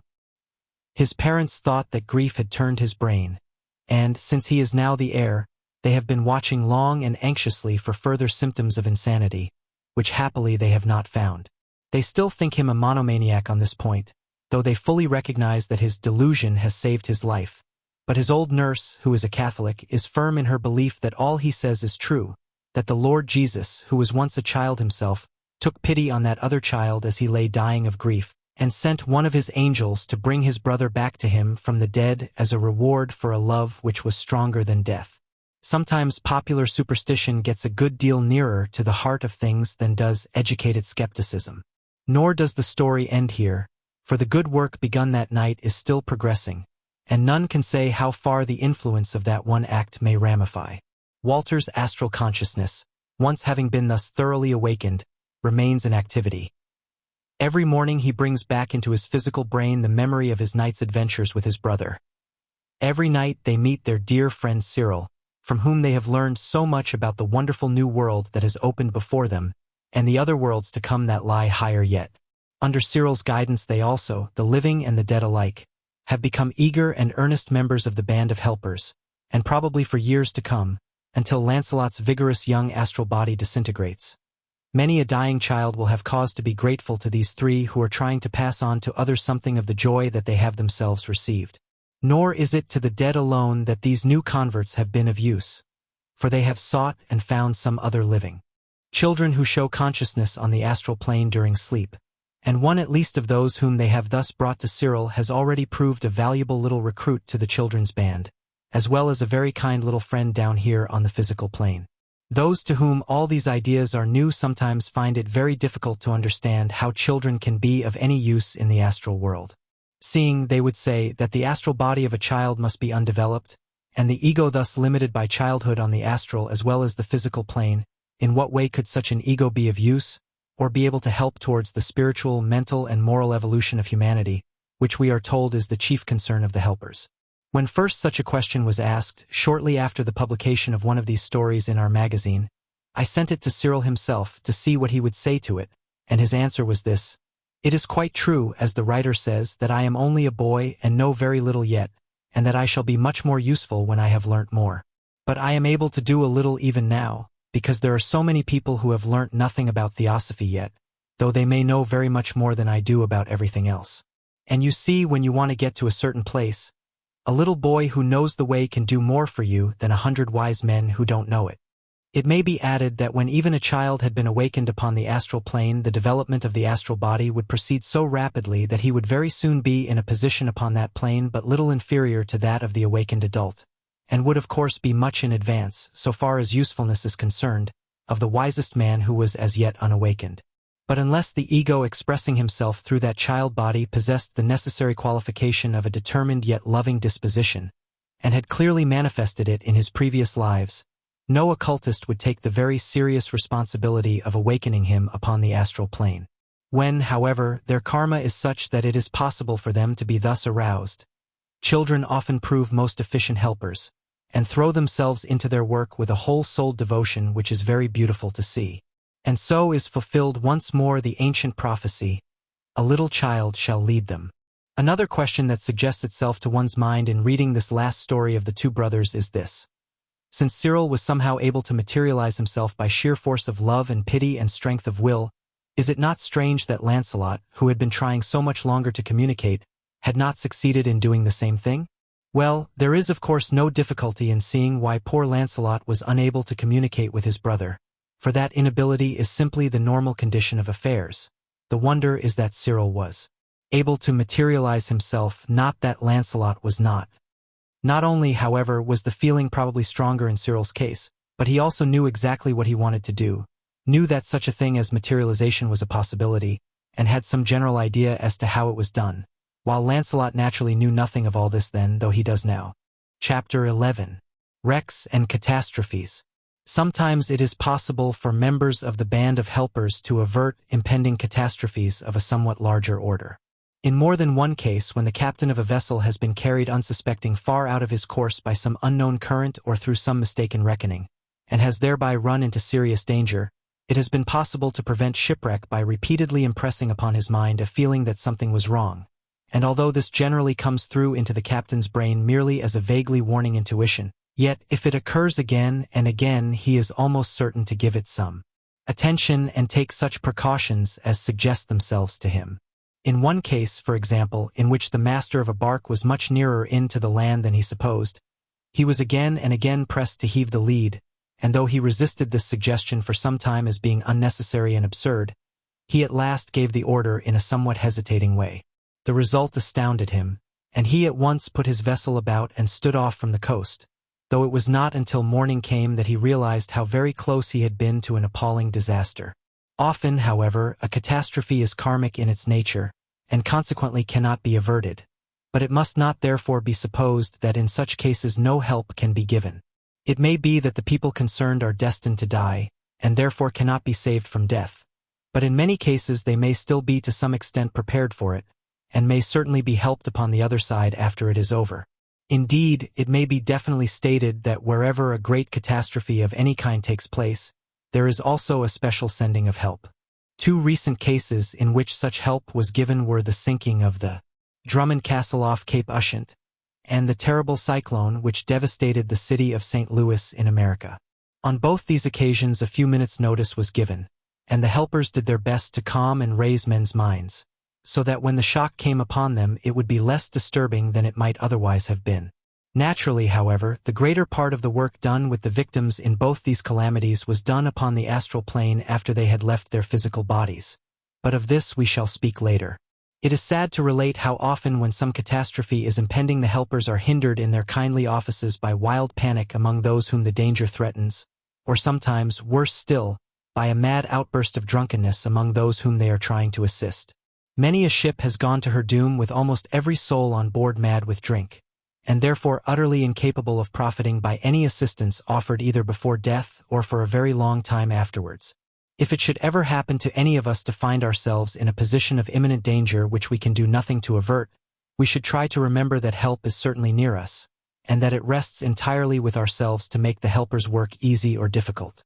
If we face the danger calmly and bravely, recognizing that the true ego can in no way be affected by it, our minds will then be open to receive the guidance which the helpers are trying to give, and this cannot but be best for us, whether its object be to save us from death or, when that is impossible, to conduct us safely through it. Assistance of this latter kind has not infrequently been given in cases of accidents to individuals, as well as of more general catastrophes. It will be sufficient to mention one example as an illustration of what is meant. In one of the great storms which did so much damage around our coasts a few years ago, it happened that a fishing boat was capsized far out at sea. The only people on board were an old fisherman and a boy, and the former contrived to cling for a few minutes to the overturned boat. There was no physical help at hand, and even if there had been in such a raging storm it would have been impossible for anything to be done, so that the fisherman knew well enough that there was no hope of escape, and that death could only be a question of a few moments. He felt great terror at the prospect, being especially impressed by the awful loneliness of that vast waste of waters, and he was also much troubled with thoughts of his wife and family, and the difficulties in which they would be left by his sudden decease. A passing helper seeing all this endeavored to comfort him, but finding his mind too much disturbed to be impressionable, she thought it advisable to show herself to him in order to assist him the better.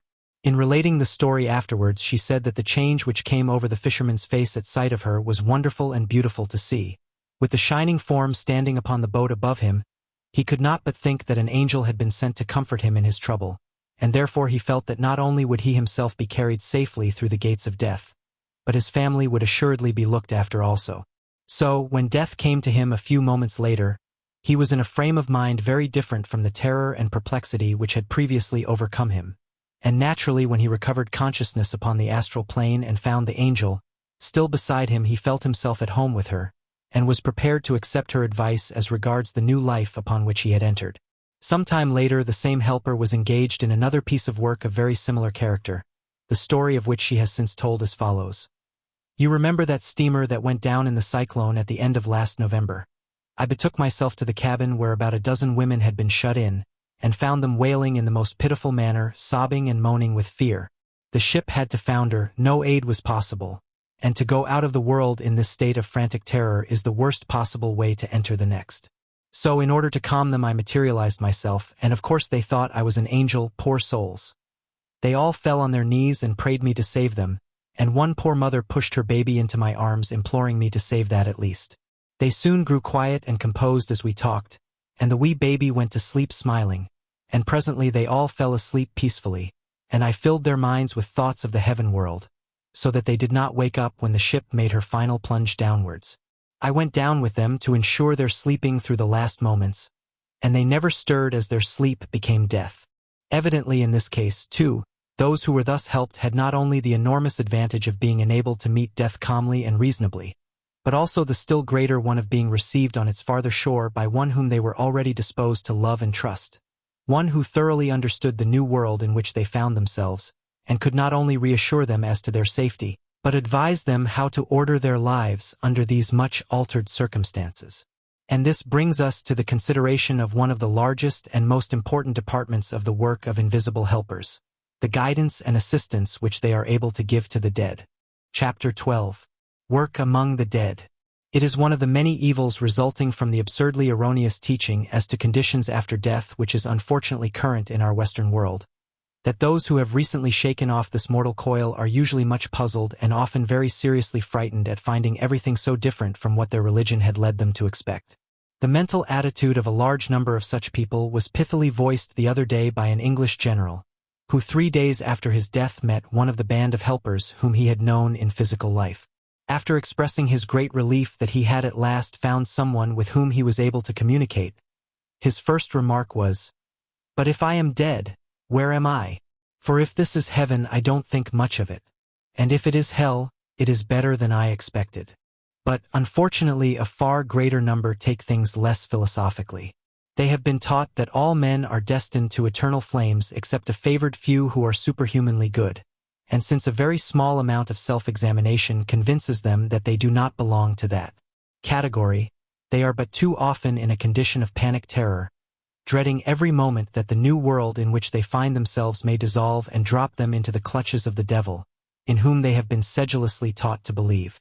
In many cases they spend long periods of acute mental suffering before they can free themselves from the fatal influence of this blasphemous doctrine of everlasting punishment, before they can realize that the world is governed, not according to the caprice of a hideous demon who gloats over human anguish, but according to a benevolent and wonderfully patient law of evolution, which is absolutely just indeed, but yet again and again offers to man opportunities of progress, if he will but take them at every stage of his career. It ought in fairness to be mentioned that it is only among what are called Protestant communities that this terrible evil assumes its most aggravated form. The great Roman Catholic Church, with its doctrine of purgatory, approaches much more nearly to a conception of the astral plane, and its devout members at any rate realize that the state in which they find themselves shortly after death is merely a temporary one, and that it is their business to endeavor to raise themselves out of it as soon as may be by intense spiritual aspiration, while they accept any suffering which may come to them as necessary for the wearing away of the imperfections in their character before they can pass to higher and brighter regions. It will thus be seen that there is plenty of work for the helpers to do among the newly dead, for in the vast majority of cases they need to be calmed and reassured, to be comforted and instructed. In the astral, just as in the physical world, there are many who are but little disposed to take advice from those who know better than they. Yet the very strangeness of the conditions surrounding them renders many of the dead willing to accept the guidance of those to whom these conditions are obviously familiar, and many a man's stay on that plane has been considerably shortened by the earnest efforts of this band of energetic workers. Not, be it understood, that the karma of the dead man can in any way be interfered with. He has built for himself during life an astral body of a certain degree of density, and until that body is sufficiently dissolved he cannot pass on into the heaven world beyond. But he need not lengthen the period necessary for that process by adopting an improper attitude. All students ought clearly to grasp the truth that the length of a man's astral life after he has put off his physical body depends mainly upon two factors: the nature of his past physical life, and his attitude of mind after what we call death. During his earth life he is constantly influencing the building of matter into his astral body. He affects it directly by the passions, emotions, and desires which he allows to hold sway over him. He affects it indirectly by the action upon it of his thoughts from above, and of the details of his physical life, his continence or his debauchery, his cleanliness or his uncleanliness, his food and his drink from below. If by persistence in perversity along any of these lines he is so stupid as to build for himself a coarse and gross astral vehicle, habituated to responding only to the lower vibrations of the plane, he will find himself after death bound to that plane during a long and slow process of that body's disintegration. On the other hand, if by decent and careful living he gives himself a vehicle mainly composed of finer material, he will have very much less post-mortem trouble and discomfort, and his evolution will proceed much more rapidly and easily. This much is generally understood, but the second great factor, his attitude of mind after death, seems often to be forgotten. The desirable thing is for him to realize his position on this particular little arc of his evolution, to learn that he is at this stage withdrawing steadily inward towards the plane of the true ego, and that consequently it is his business to disengage his thoughts as far as may be from things physical, and to fix his attention more and more upon those spiritual matters which will occupy him during his life in the heaven world. By doing this, he will greatly facilitate the natural astral disintegration, and will avoid the sadly common mistake of unnecessarily delaying himself upon the lower levels of what should be so temporary a residence. But many of the dead very considerably retard the process of dissolution by clinging passionately to the earth which they have left. They simply will not turn their thoughts and desires upward, but spend their time in struggling with all their might to keep in full touch with the physical plane, thus causing great trouble to anyone who may be trying to help them. Earthly matters are the only ones in which they have ever had any living interest, and they cling to them with desperate tenacity even after death. Naturally, as time passes on, they find it increasingly difficult to keep hold of things down here, but instead of welcoming and encouraging this process of gradual refinement and spiritualization, they resist it vigorously by every means in their power. Of course, the mighty force of evolution is eventually too strong for them, and they are swept on in its beneficent current, yet they fight every step of the way, thereby not only causing themselves a vast amount of entirely unnecessary pain and sorrow, but also very seriously delaying their upward progress and prolonging their stay in astral regions to an almost indefinite extent. In convincing them that this ignorant and disastrous opposition to the cosmic will is contrary to the laws of nature, and persuading them to adopt an attitude of mind which is the exact reversal of it, lies a great part of the work of those who are trying to help. It happens occasionally that the dead are earthbound by anxiety sometimes about duties unperformed or debts undischarged, but more often on account of wife or children left unprovided for. In such cases as this, it has more than once been necessary, before the dead man was satisfied to pursue his upward path in peace, that the helper should to some extent act as his representative upon the physical plane, and attend on his behalf to the settlement of the business which was troubling him. An illustration taken from our recent experience will perhaps make this clearer. One of the band of pupils was trying to assist a poor man who had died in one of our western cities, but found it impossible to withdraw his mind from earthly things because of his anxiety about two young children, whom his death had left without means of support. He had been a working man of some sort, and had been unable to lay by any money for them. His wife had died some 2 years previously, and his landlady, though exceedingly kind-hearted and very willing to do anything in her power for them, was herself far too poor to be able to adopt them, and very reluctantly came to the conclusion that she would be obliged to hand them over to the parish authorities. This was a great grief to the dead father, though he could not blame the landlady, and was himself unable to suggest any other course. Our friend asked him whether he had no relative to whom he could entrust them, but the father knew of none. He had a younger brother, he said, who would certainly have done something for him in this extremity, but he had lost sight of him for 15 years, and did not even know whether he was living or dead. When last heard of, he had been apprenticed to a carpenter in the north, and he was then described as a steady young fellow who, if he lived, would surely get on. The clues at hand were certainly very slight, but since there seemed no other prospect of help for the children, our friend thought it worth while to make a special effort to follow them up. Taking the dead man with him, he commenced a patient search after the brother in the town indicated, and after a great deal of trouble they were actually successful in finding him. He was now a master carpenter in a fairly flourishing way of business, married, but without children, though earnestly desiring them, and therefore apparently just the man for the emergency. The question now was how the information could best be conveyed to this brother. Fortunately, he was found to be so far impressionable that the circumstances of his brother's death and the destitution of his children could be put vividly before him in a dream, and this was repeated 3 times, the place and even the name of the landlady being clearly indicated to him.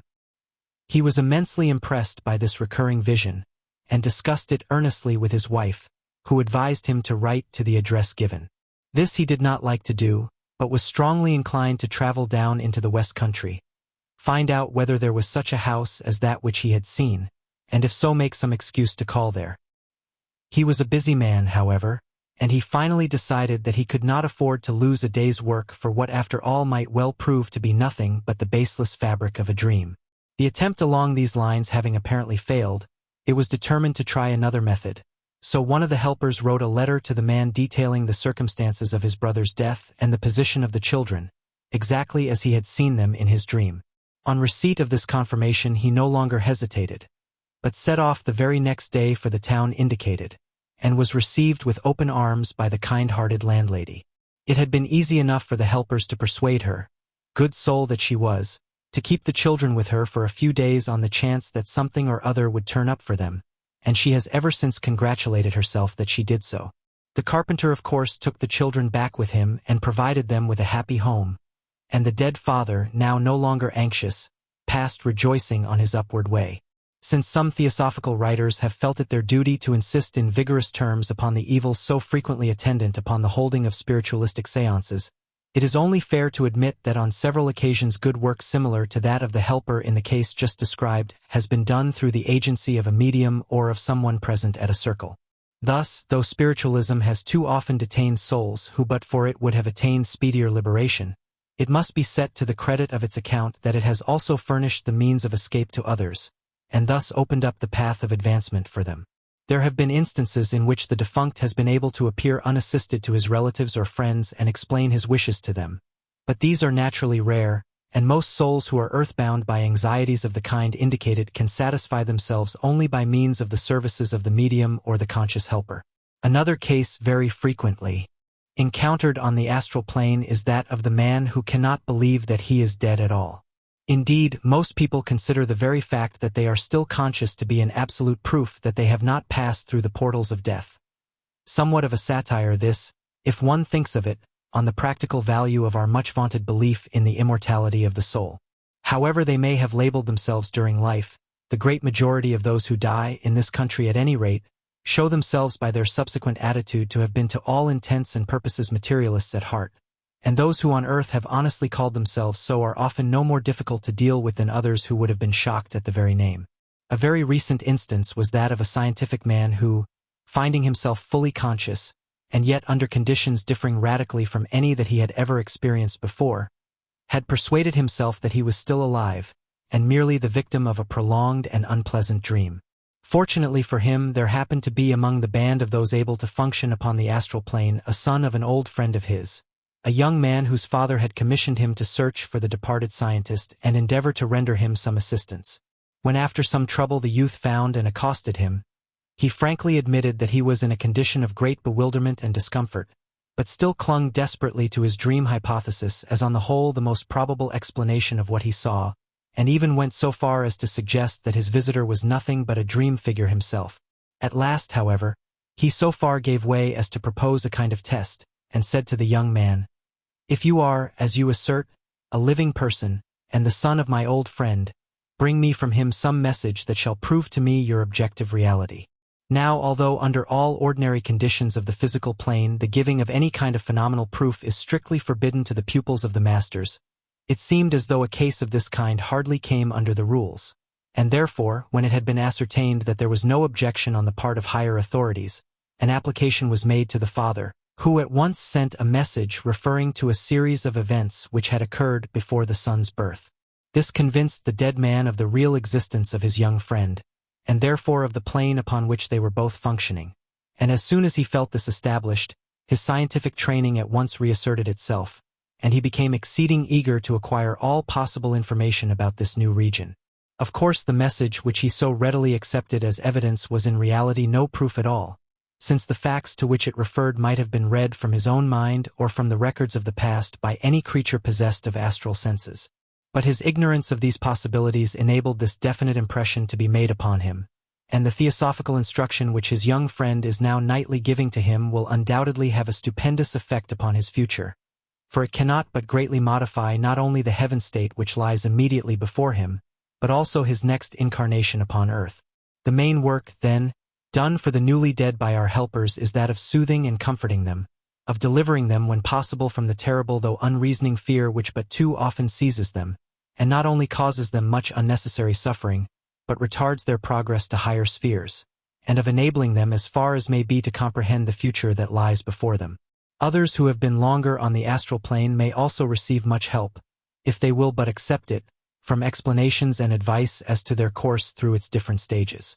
They may, for example, be warned of the danger and delay caused by attempting to communicate with the living through a medium, and sometimes, though rarely, an entity already drawn into a spiritualistic circle may be guided into higher and healthier life.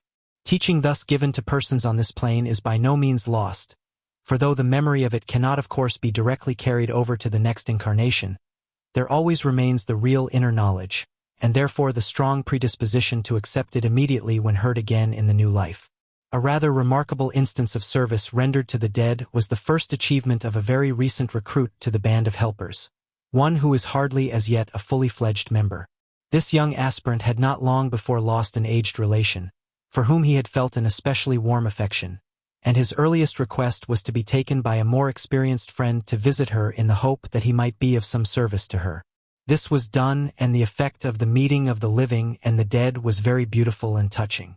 The older person's astral life was already approaching its end, but a condition of apathy, dullness, and uncertainty prevented her from making any immediate progress. But when the boy, who had been so much to her in earth life, stood once more before her and dissolved by the sunlight of his love the gray mist of depression which had gathered around her, she was aroused from her stupor, and soon she understood that he had come in order to explain to her situation, and to tell her of the glories of the higher life toward which her thoughts and aspirations ought now to be directed. But when this was fully realized, there was such an awakening of dormant feeling in her and such an outrush of devoted affection towards her earnest young helper, that the last fetters which bound her to the astral life were broken, and that one great outburst of love and gratitude swept her forthwith into the higher consciousness of the heaven world. Truly there is no greater and more beneficent power in the universe than that of pure, unselfish love. Chapter 13. Other branches of the work. But turning back again now from the all-important work among the dead to the consideration of the work among the living, we must briefly indicate a great branch of it, without a notice of which our account of the labors of our invisible helpers would indeed be incomplete, and that is the immense amount which is done by suggestion, by simply putting good thoughts into the minds of those who are ready to receive them. Let there be no mistake as to what is meant here. It would be perfectly easy to a degree which would be quite incredible to those who do not understand the subject practically, for a helper to dominate the mind of any average man, and make him think just as he pleased, and that without arousing the faintest suspicion of any outside influence in the mind of the subject. But, however admirable the result might be, such a proceeding would be entirely inadmissible. All that may be done is to throw the good thought into the person's mind as one among the hundreds that are constantly sweeping through it. Whether the man takes it up, makes it his own, and acts upon it, depends upon himself entirely. Were it otherwise, it is obvious that all the good karma of the action would accrue to the helper only, for the subject would have been a mere tool, and not an actor, which is not what is desired. The assistance given in this way is exceedingly varied in character. The consolation of those who are suffering or in sorrow at once suggests itself, as does also the endeavor to guide toward the truth those who are earnestly seeking it. When a person is spending much anxious thought upon some spiritual or metaphysical problem, it is often possible to put the solution into his mind without his being at all aware that it comes from external agency. A pupil too may often be employed as an agent in what can hardly be described otherwise than as the answering of prayer. For though it is true that any earnest spiritual desire, such as might be supposed to find its expression in prayer, is itself a force which automatically brings about certain results, it is also a fact that such a spiritual effort offers an opportunity of influence to the powers of good, of which they are not slow to take advantage, and it is sometimes the privilege of a willing helper to be made the channel through which their energy is poured forth. What is said of prayers is true to an even greater extent of meditation, for those to whom this higher exercise is a possibility. Besides these more general methods of help, there are also special lines open only to the few. Again and again such pupils as are fitted for the work have been employed to suggest true and beautiful thoughts to authors, poets, artists, and musicians. But obviously it is not every helper who is capable of being used in this way. Sometimes, though more rarely, it is possible to warn persons of the danger to their moral development of some course which they are pursuing, to clear away evil influences from about some person or place, or to counteract the machinations of black magicians. It is not often that direct instruction in the great truths of nature can be given to people outside the circle of occult students, but occasionally it is possible to do something in that way by putting before the minds of preachers and teachers a wider range of thought or a more liberal view of some question than they would otherwise have taken. Naturally, as an occult student progresses on the path, he attains a wider sphere of usefulness. Instead of assisting individuals only, he learns how classes, nations, and races are dealt with, and he is entrusted with a gradually increasing share of the higher and more important work done by the adepts themselves. As he acquires the requisite power and knowledge, he begins to wield the greater forces of the mental and the astral planes and is shown how to make the utmost possible use of each favorable cyclic influence. He is brought into relation with those great Nirmanakas who are sometimes symbolized as the stones of the guardian wall, and he becomes, at first of course in the very humblest capacity, one of the band of their almoners, and learns how those forces are dispersed which are the fruit of their sublime self-sacrifice. Thus he rises gradually higher and higher until, blossoming at length into adeptship, he is able to take his full share of the responsibility which lies upon the masters of wisdom, and to help others along the road which he has trodden. On the mental plane the work differs somewhat, since teaching can be both given and received in a much more direct, rapid and perfect manner, while the influences set in motion are infinitely more powerful, because acting on so much higher a level. But, though it is useless to speak of it in detail at present, since so few of us are yet able to function consciously upon this plane during life, here also, and even higher still, there is always plenty of work to be done as soon as ever we can make ourselves capable of doing it, and there is certainly no fear that for countless eons we shall ever find ourselves without a career of unselfish usefulness open before us. Chapter 14. The qualifications required. How, it may be asked, are we to make ourselves capable of sharing in this great work? Well, there is no mystery as to the qualifications which are needed by one who aspires to be a helper. The difficulty is not in learning what they are, but in developing them in oneself. To some extent they have been already incidentally described, but it is nevertheless as well that they should be set out fully and categorically. 1. Single-mindedness. The first requisite is that we shall have recognized the great work which the masters would have us do, and that it shall be for us the one great interest of our lives. We must learn to distinguish not only between useful and useless work, but between the different kinds of useful work, so that we may each devote ourselves to the very highest of which we are capable, and not fritter away our time in laboring at something which, however good it may be for the man who cannot yet do anything better, is unworthy of the knowledge and capacity which should be ours as theosophists. A man who wishes to be considered eligible for employment on higher planes must begin by doing the utmost that lies in his power in the way of definite work for theosophy down here. Of course, I do not for a moment mean that we are to neglect the ordinary duties of life. We should certainly do well to undertake no new worldly duties of any sort, but those which we have already bound upon our shoulders have become a karmic obligation which we have no right to neglect. Unless we have done to the full the duties which karma has laid upon us, we are not free for the higher work. But this higher work must nevertheless be to us the one thing really worth living for, the constant background of a life which is consecrated to the service of the masters of compassion. 2. Perfect self-control. Before we can be safely trusted with the wider powers of the astral life, we must have ourselves perfectly in hand. Our temper, for example, must be thoroughly under control, so that nothing that we may see or hear can cause real irritation in us, for the consequences of such irritation would be far more serious on that plane than on this. The force of thought is always an enormous power, but down here it is reduced and deadened by the heavy physical brain particles which it has to set in motion. In the astral world it is far freer and more potent, and for a man with fully awakened faculty to feel anger against a person there would be to do him serious and perhaps even fatal injury. Not only do we need control of temper, but control of nerve, so that none of the fantastic or terrible sights that we may encounter may be able to shake our dauntless courage. It must be remembered that the pupil who awakens a man upon the astral plane incurs thereby a certain amount of responsibility for his actions and for his safety, so that unless his neophyte had courage to stand alone, the whole of the older worker's time would be wasted in hovering round to protect him, which it would be manifestly unreasonable to expect. It is to make sure of this control of nerve, and to fit them for the work that has to be done, that candidates are always made, now as in days of old, to pass what are called the tests of earth, water, air, and fire. In other words, they have to learn with that absolute certainty that comes not by theory, but by practical experience, that in their astral bodies none of these elements can by any possibility be hurtful to them, that none can oppose any obstacle in the way of the work which they have to do. In this physical body we are fully convinced that fire will burn us, that water will drown us, that the solid rock forms an impassable barrier to our progress, that we cannot with safety launch ourselves unsupported into the ambient air. So deeply is this conviction ingrained in us that it costs most men a good deal of effort to overcome the instinctive action which follows from it, and to realize that in the astral body the densest rock offers no impediment to their freedom of motion, that they may leap with impunity from the highest cliff, and plunge with the most absolute confidence into the heart of the raging volcano or the deepest abysses of the fathomless ocean.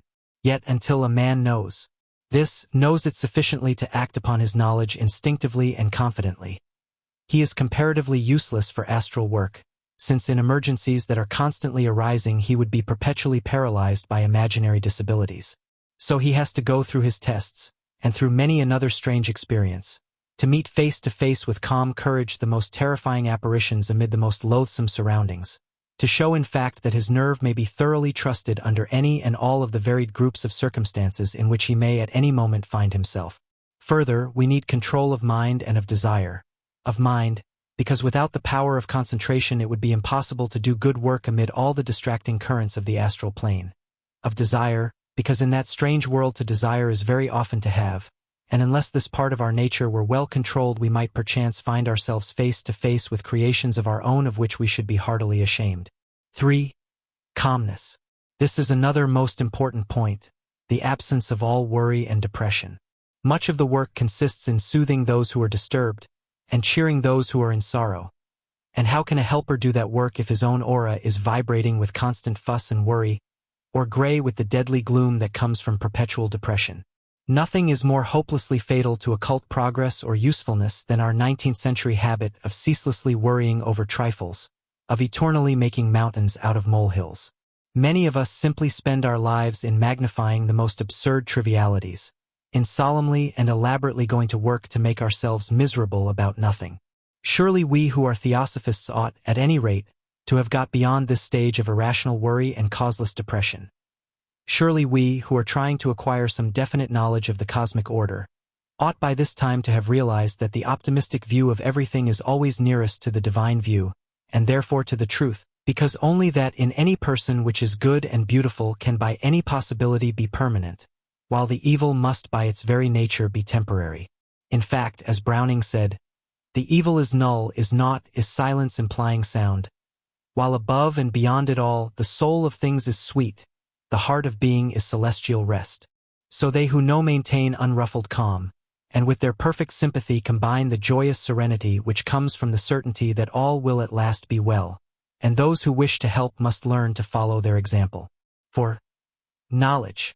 To be of use, the man must at least have some knowledge of the nature of the plane on which he has to work, and the more knowledge he has in any and every direction the more useful he will be. He must fit himself for this task by carefully studying theosophical literature, for he cannot expect those whose time is already so fully occupied to waste some of it in explaining to him what he might have learnt down here by taking the trouble to read the books. No one who is not already as earnest a student as his capacities and opportunities permit need begin to think of himself as a candidate for astral work. 5. Unselfishness.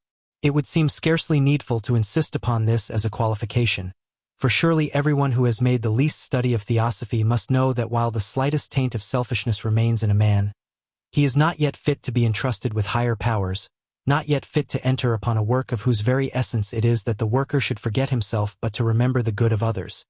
He who is still capable of selfish thought, whose personality is still so strong in him that he can allow himself to be turned aside from his work by feelings of petty pride or suggestions of wounded dignity, that man is not yet ready to show the selfless devotion of the helper.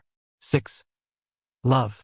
This, the last and greatest of the qualifications, is also the most misunderstood. Most emphatically it is not. The cheap, namby-pamby backboneless sentimentalism which is always overflowing into vague platitudes and gushing generalities, yet fears to stand firm for the right lest it should be branded by the ignorant as unbrotherly.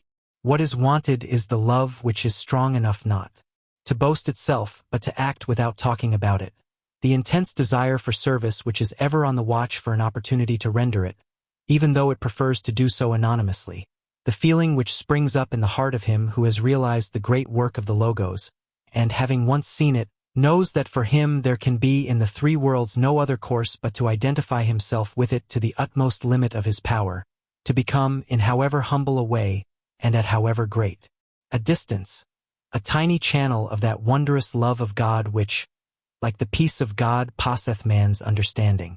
These are the qualities toward the possession of which the helper must ceaselessly strive, and of which some considerable measure at least must be his before he can hope that the great ones who stand behind will deem him fit for full awakening.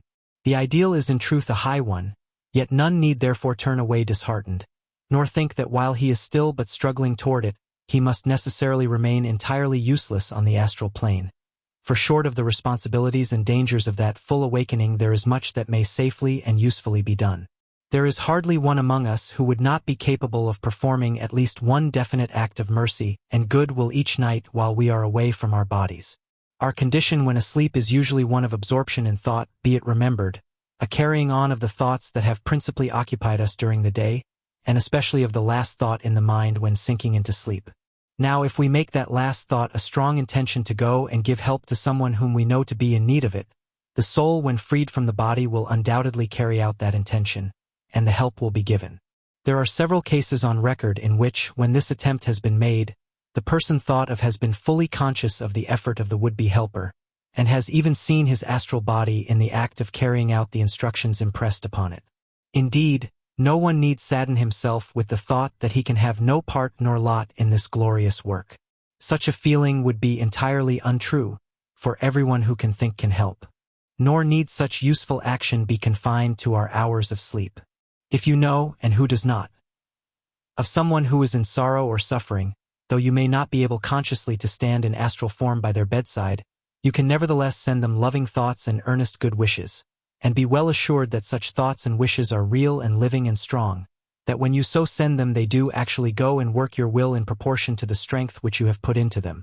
Thoughts are things, intensely real things, visible enough to those whose eyes have been opened to see, and by their means the poorest man may bear his part in the good work of the world as fully as the richest.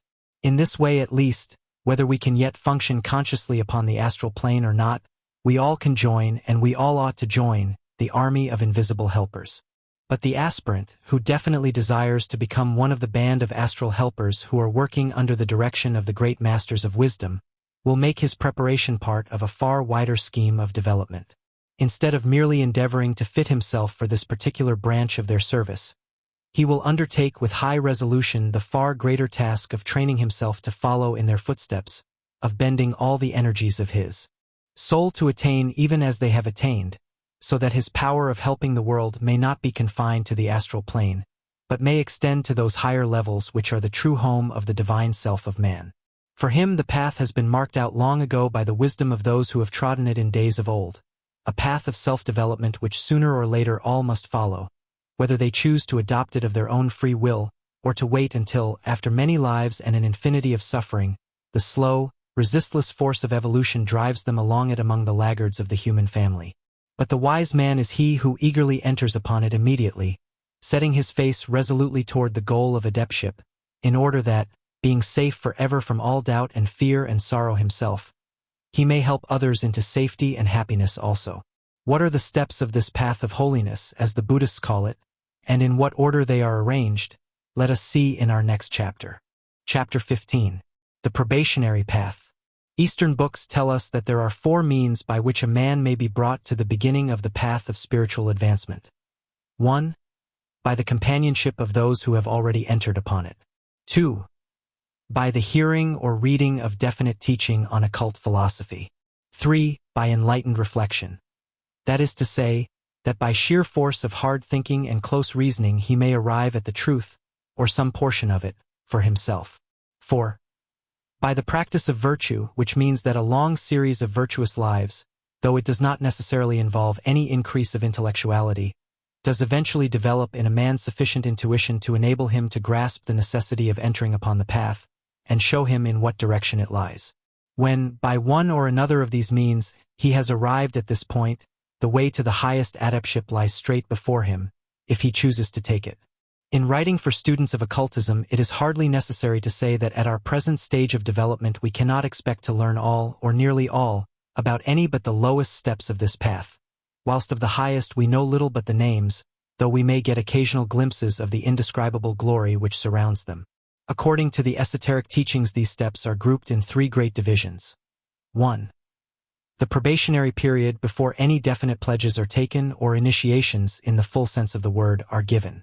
This carries a man to the level necessary to pass successfully through what in theosophical books is usually called the critical period of the 5th round. 2. The period of pledged discipleship, or the path proper, whose 4 stages are often spoken of in Oriental books as the 4 paths of holiness. At the end of this, the pupil obtains adeptship, the level which humanity should reach at the close of the 7th round. 3. What we may venture to call the official period, in which the adept takes a definite part under the great cosmic law, in the government of the world, and holds a special office connected therewith. Of course, every adept, every pupil even, when once definitely accepted, as we have seen in the earlier chapters, takes a part in the great work of helping forward the evolution of man. But those standing on the higher levels take charge of special departments, and correspond in the cosmic scheme to the ministers of the crown in a well-ordered earthly state. It is not proposed to make any attempt in this book to treat of this official period. No information about it has ever been made public, and the whole subject is too far above our comprehension to be profitably dealt with in print. We will confine ourselves therefore to the 2 earlier divisions.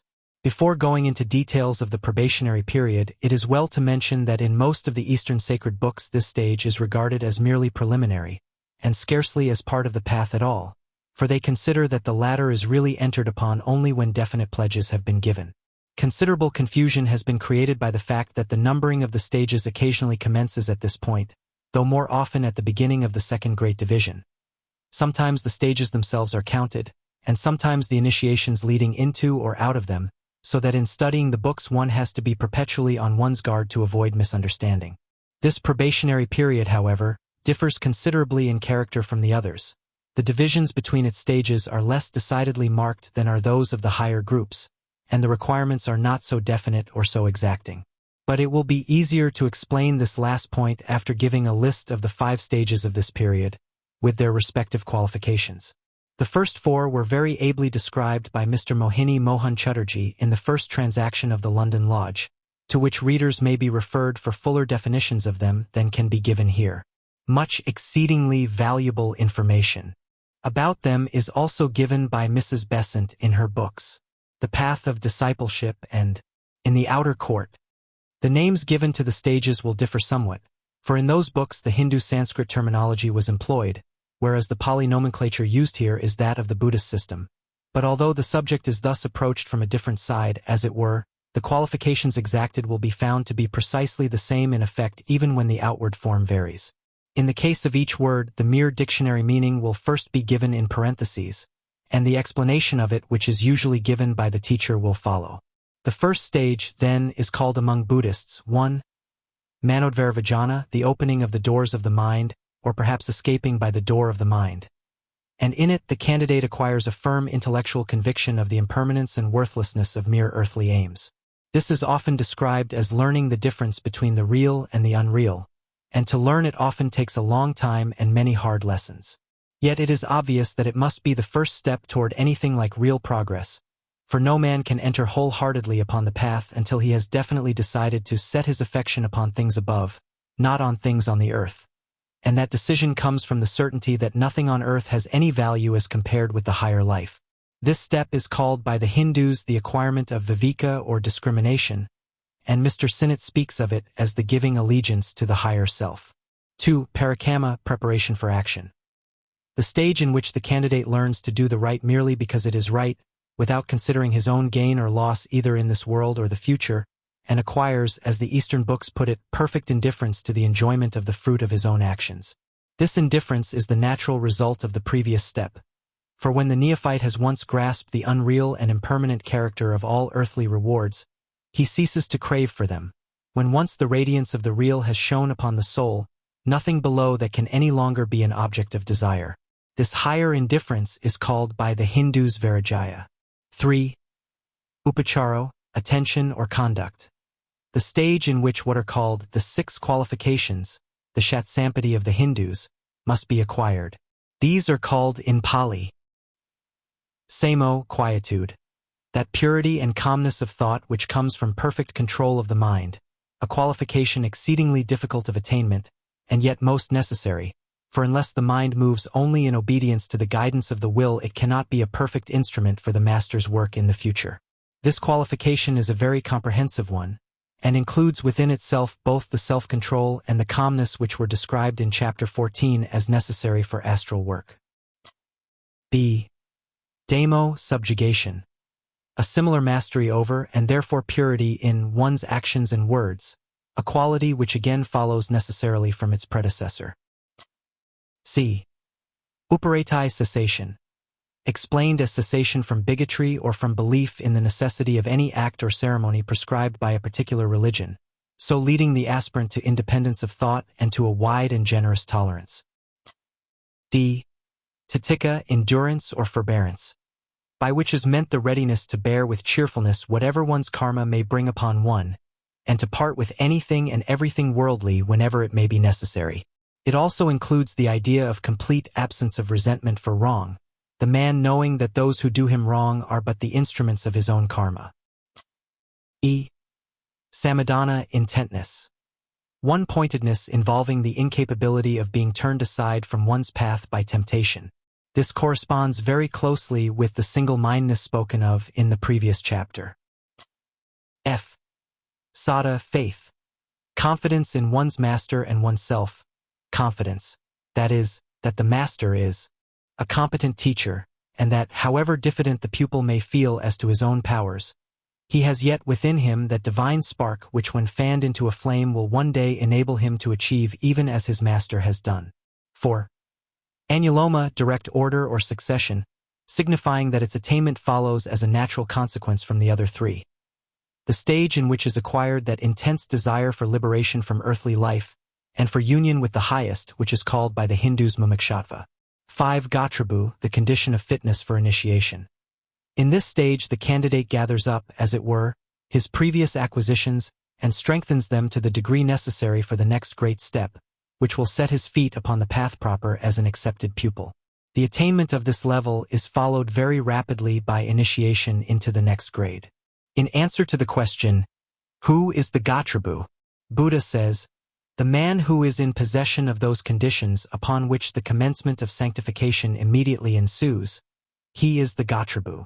The wisdom necessary for the reception of the path of holiness is called Gatrabugyana. Now that we have hastily glanced at the steps of the probationary period, we must emphasize the point to which reference was made at the commencement, that the perfect attainment of these accomplishments and qualifications is not expected at this early stage. As Mr. Mohini says, if all these are equally strong, adeptship is attained in the same incarnation. But such a result is of course extremely rare. It is in the direction of these acquirements that the candidate must easelessly strive, but it would be an error to suppose that no one has been admitted to the next step without possessing all of them in the fullest possible degree. Nor do they necessarily follow one another in the same definite order as the later steps. In fact, in many cases a man would be developing the various qualifications all at the same time, rather side by side than in regular succession. It is obvious that a man might easily be working along a great part of this path even though he was quite unaware of its very existence, and no doubt many a good Christian, many an earnest freethinker is already far on the road that will eventually lead him to initiation, though he may never have heard the word occultism in his life. I mention these 2 classes especially, because in every other religion occult development is recognized as a possibility, and would certainly therefore be intentionally sought by those who felt yearnings for something more satisfactory than the exoteric faiths. We must also note that the steps of this probationary period are not separated by initiations in the full sense of the word, though they will certainly be studded with tests and trials of all sorts and on all planes, and may be relieved by encouraging experiences, and by hints and help whenever these may safely be given. We are apt sometimes to use the word initiation somewhat loosely, as for example when it is applied to such tests as have just been mentioned. Properly speaking, it refers only to the solemn ceremony at which a pupil is formally admitted to a higher grade by an appointed official, who in the name of the one initiator receives his plighted vow, and puts into his hands the new key of knowledge which he is to use on the level to which he has now attained. Such an initiation is taken at the entrance to the division which we shall next consider, and also at each passage from any one of its steps to the next. Chapter 16. The Path Proper. It is in the 4 stages of this division of the path that the 10 sayajana, or fetters which bind man to the circle of rebirth and hold him back from nirvana, must be cast off. And here comes the difference between this period of pledged discipleship and the previous probation. No partial success in getting rid of these fetters is sufficient now. Before a candidate can pass on from one of the steps to the next, he must be entirely free from certain of these clogs. And when they are enumerated, it will be seen how far-reaching this requirement is, and there will be little cause to wonder at the statement made in the sacred books that 7 incarnations are sometimes required to pass through this division of the path. Each of these 4 steps or stages is again divided into 4, for each has 1, its mago or way, during which the student is striving to cast off the fetters, 2, its phala, result or fruit, when he finds the results of his action in so doing showing themselves more and more, 3, its bhavaga or consummation, the period when, the result having culminated, he is able to fulfill satisfactorily the work belonging to the step on which he now firmly stands. And 4, its gatrabu, meaning, as before, the time when he arrives at a fit state to receive the next initiation. The first stage is Isodapati or Sohun.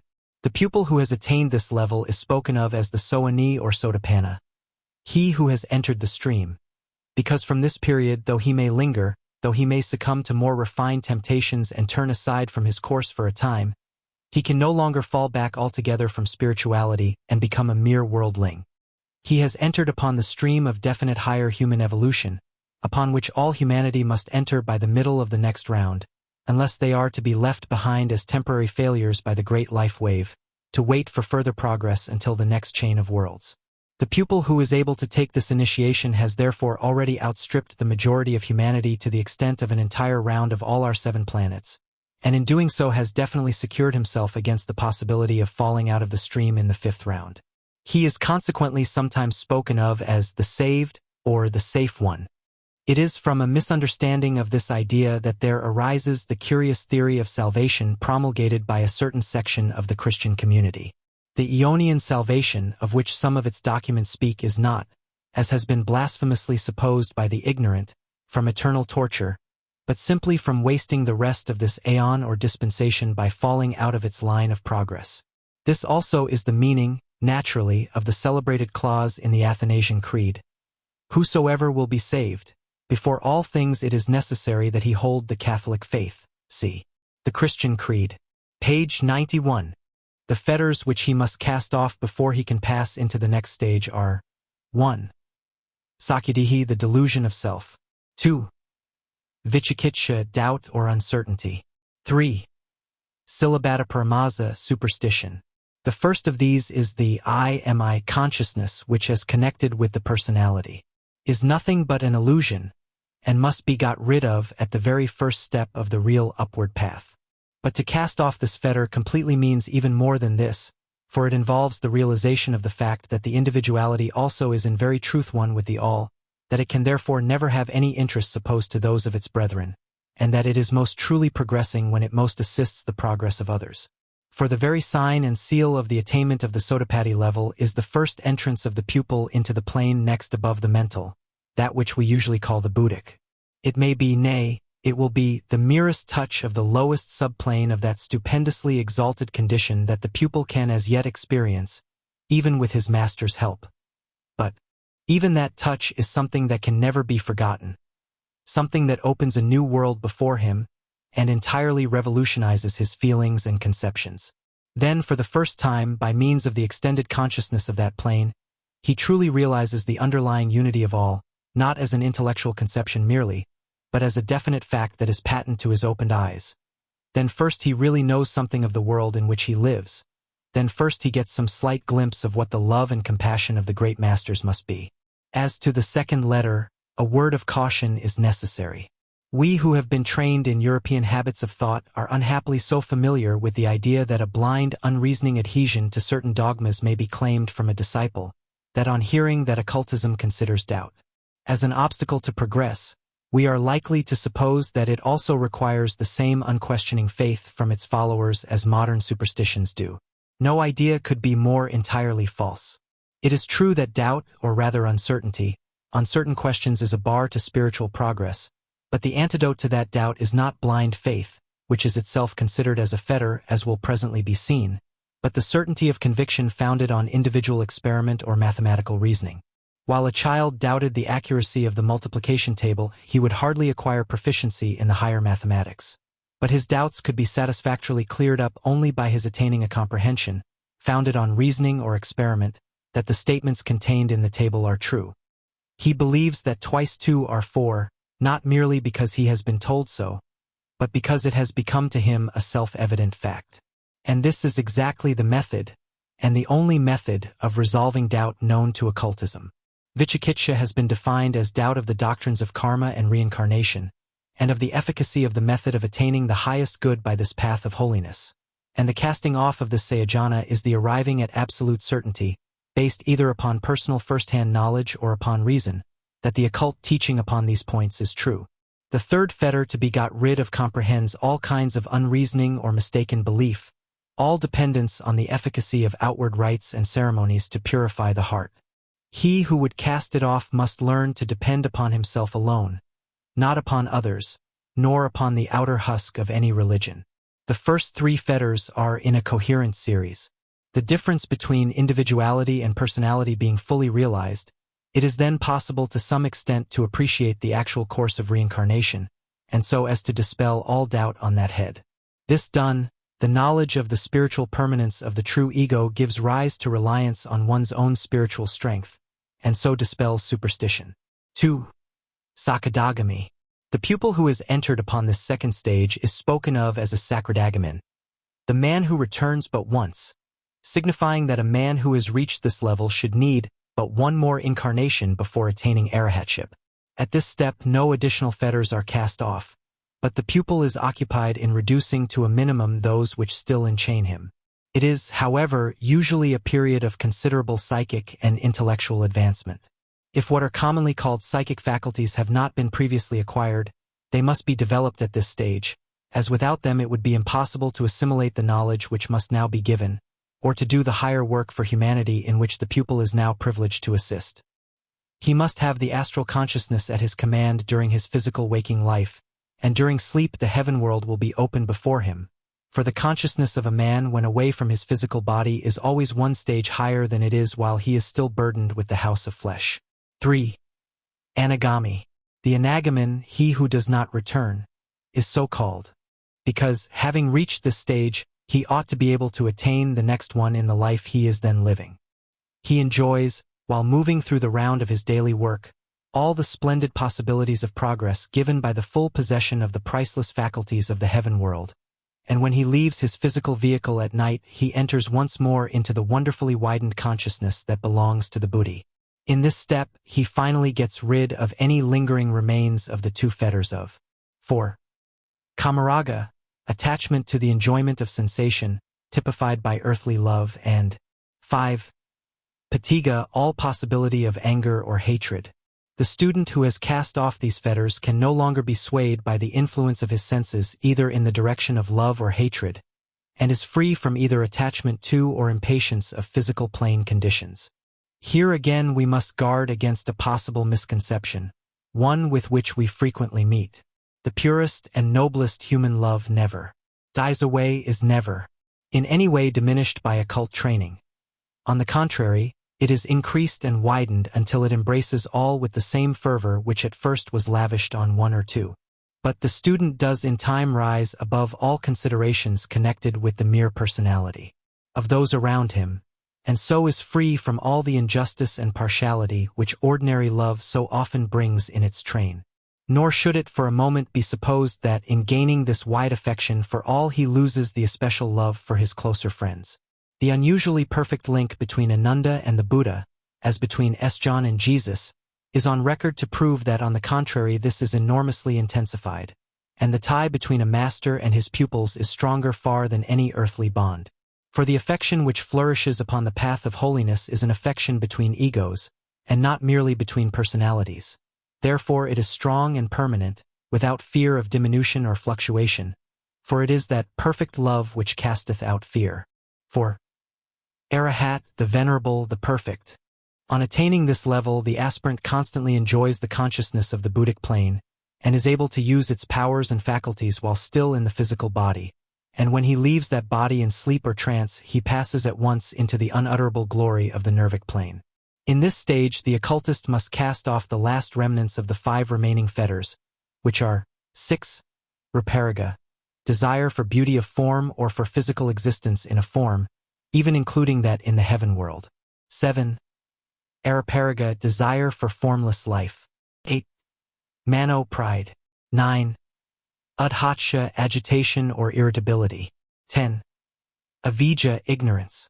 On this we may remark that the casting off of Rapariga involves not only getting rid of desire for earthly life, however grand or noble that life may be, and astral or devachanic life, however glorious, but also of all liability to be unduly influenced or repelled by the external beauty or ugliness of any person or thing. Arapariga, desire for life either in the highest and formless planes of the heaven world or in the still more exalted Buddhic plane, would be merely a higher and less sensual form of selfishness, and must be cast off just as much as the lower. Udhatsha really means liability to be disturbed in mind. And a man who had finally cast off this fetter would be absolutely unruffled by anything whatever that might happen to him, perfectly impervious to any kind of attack upon his dignified serenity. The getting rid of ignorance, of course, implies the acquisition of perfect knowledge, practical omniscience as regards our planetary chain. When all the fetters are finally cast off, the advancing ego reaches the 5th stage, the stage of full adeptship, and becomes Vyaseka, the one who has no more to learn. Again, as regards our planetary chain, it is quite impossible for us to realize at our present level what this attainment means. All the splendor of the nervic plane lies open before the waking eyes of the adept, while when he chooses to leave his body, he has the power to enter upon something higher still, a plane which to us is the merest name. As Professor Rhys Davids explains, he is now free from all sin. He sees and values all things in this life at their true value. All evil being rooted from his mind, he experiences only righteous desires for himself, and tender pity and regard and exalted love for others. To show how little he has lost the sentiment of love, we read in the Metasutta of the state of mind of one who stands at this level. As a mother loves, who even at the risk of her own life protects her only son, such love let there be toward all beings. Let goodwill without measure prevail in the whole world, above, below, around, unstinted, unmixed with any feeling of differing or opposing interests. When a man remains steadfastly in this state of mind all the while, whether he be standing or walking, sitting or lying down, then is come to pass the saying which is written, even in this life has holiness been found. Chapter 17. What lies beyond? Beyond this period it is obvious that we can know nothing of the new qualifications required for the still higher levels which yet lie before the perfect man. It is abundantly clear, however, that when a man has become a Sekha he has exhausted all the possibilities of moral development, so that further advancement for him can only mean still wider knowledge and still more wonderful spiritual powers.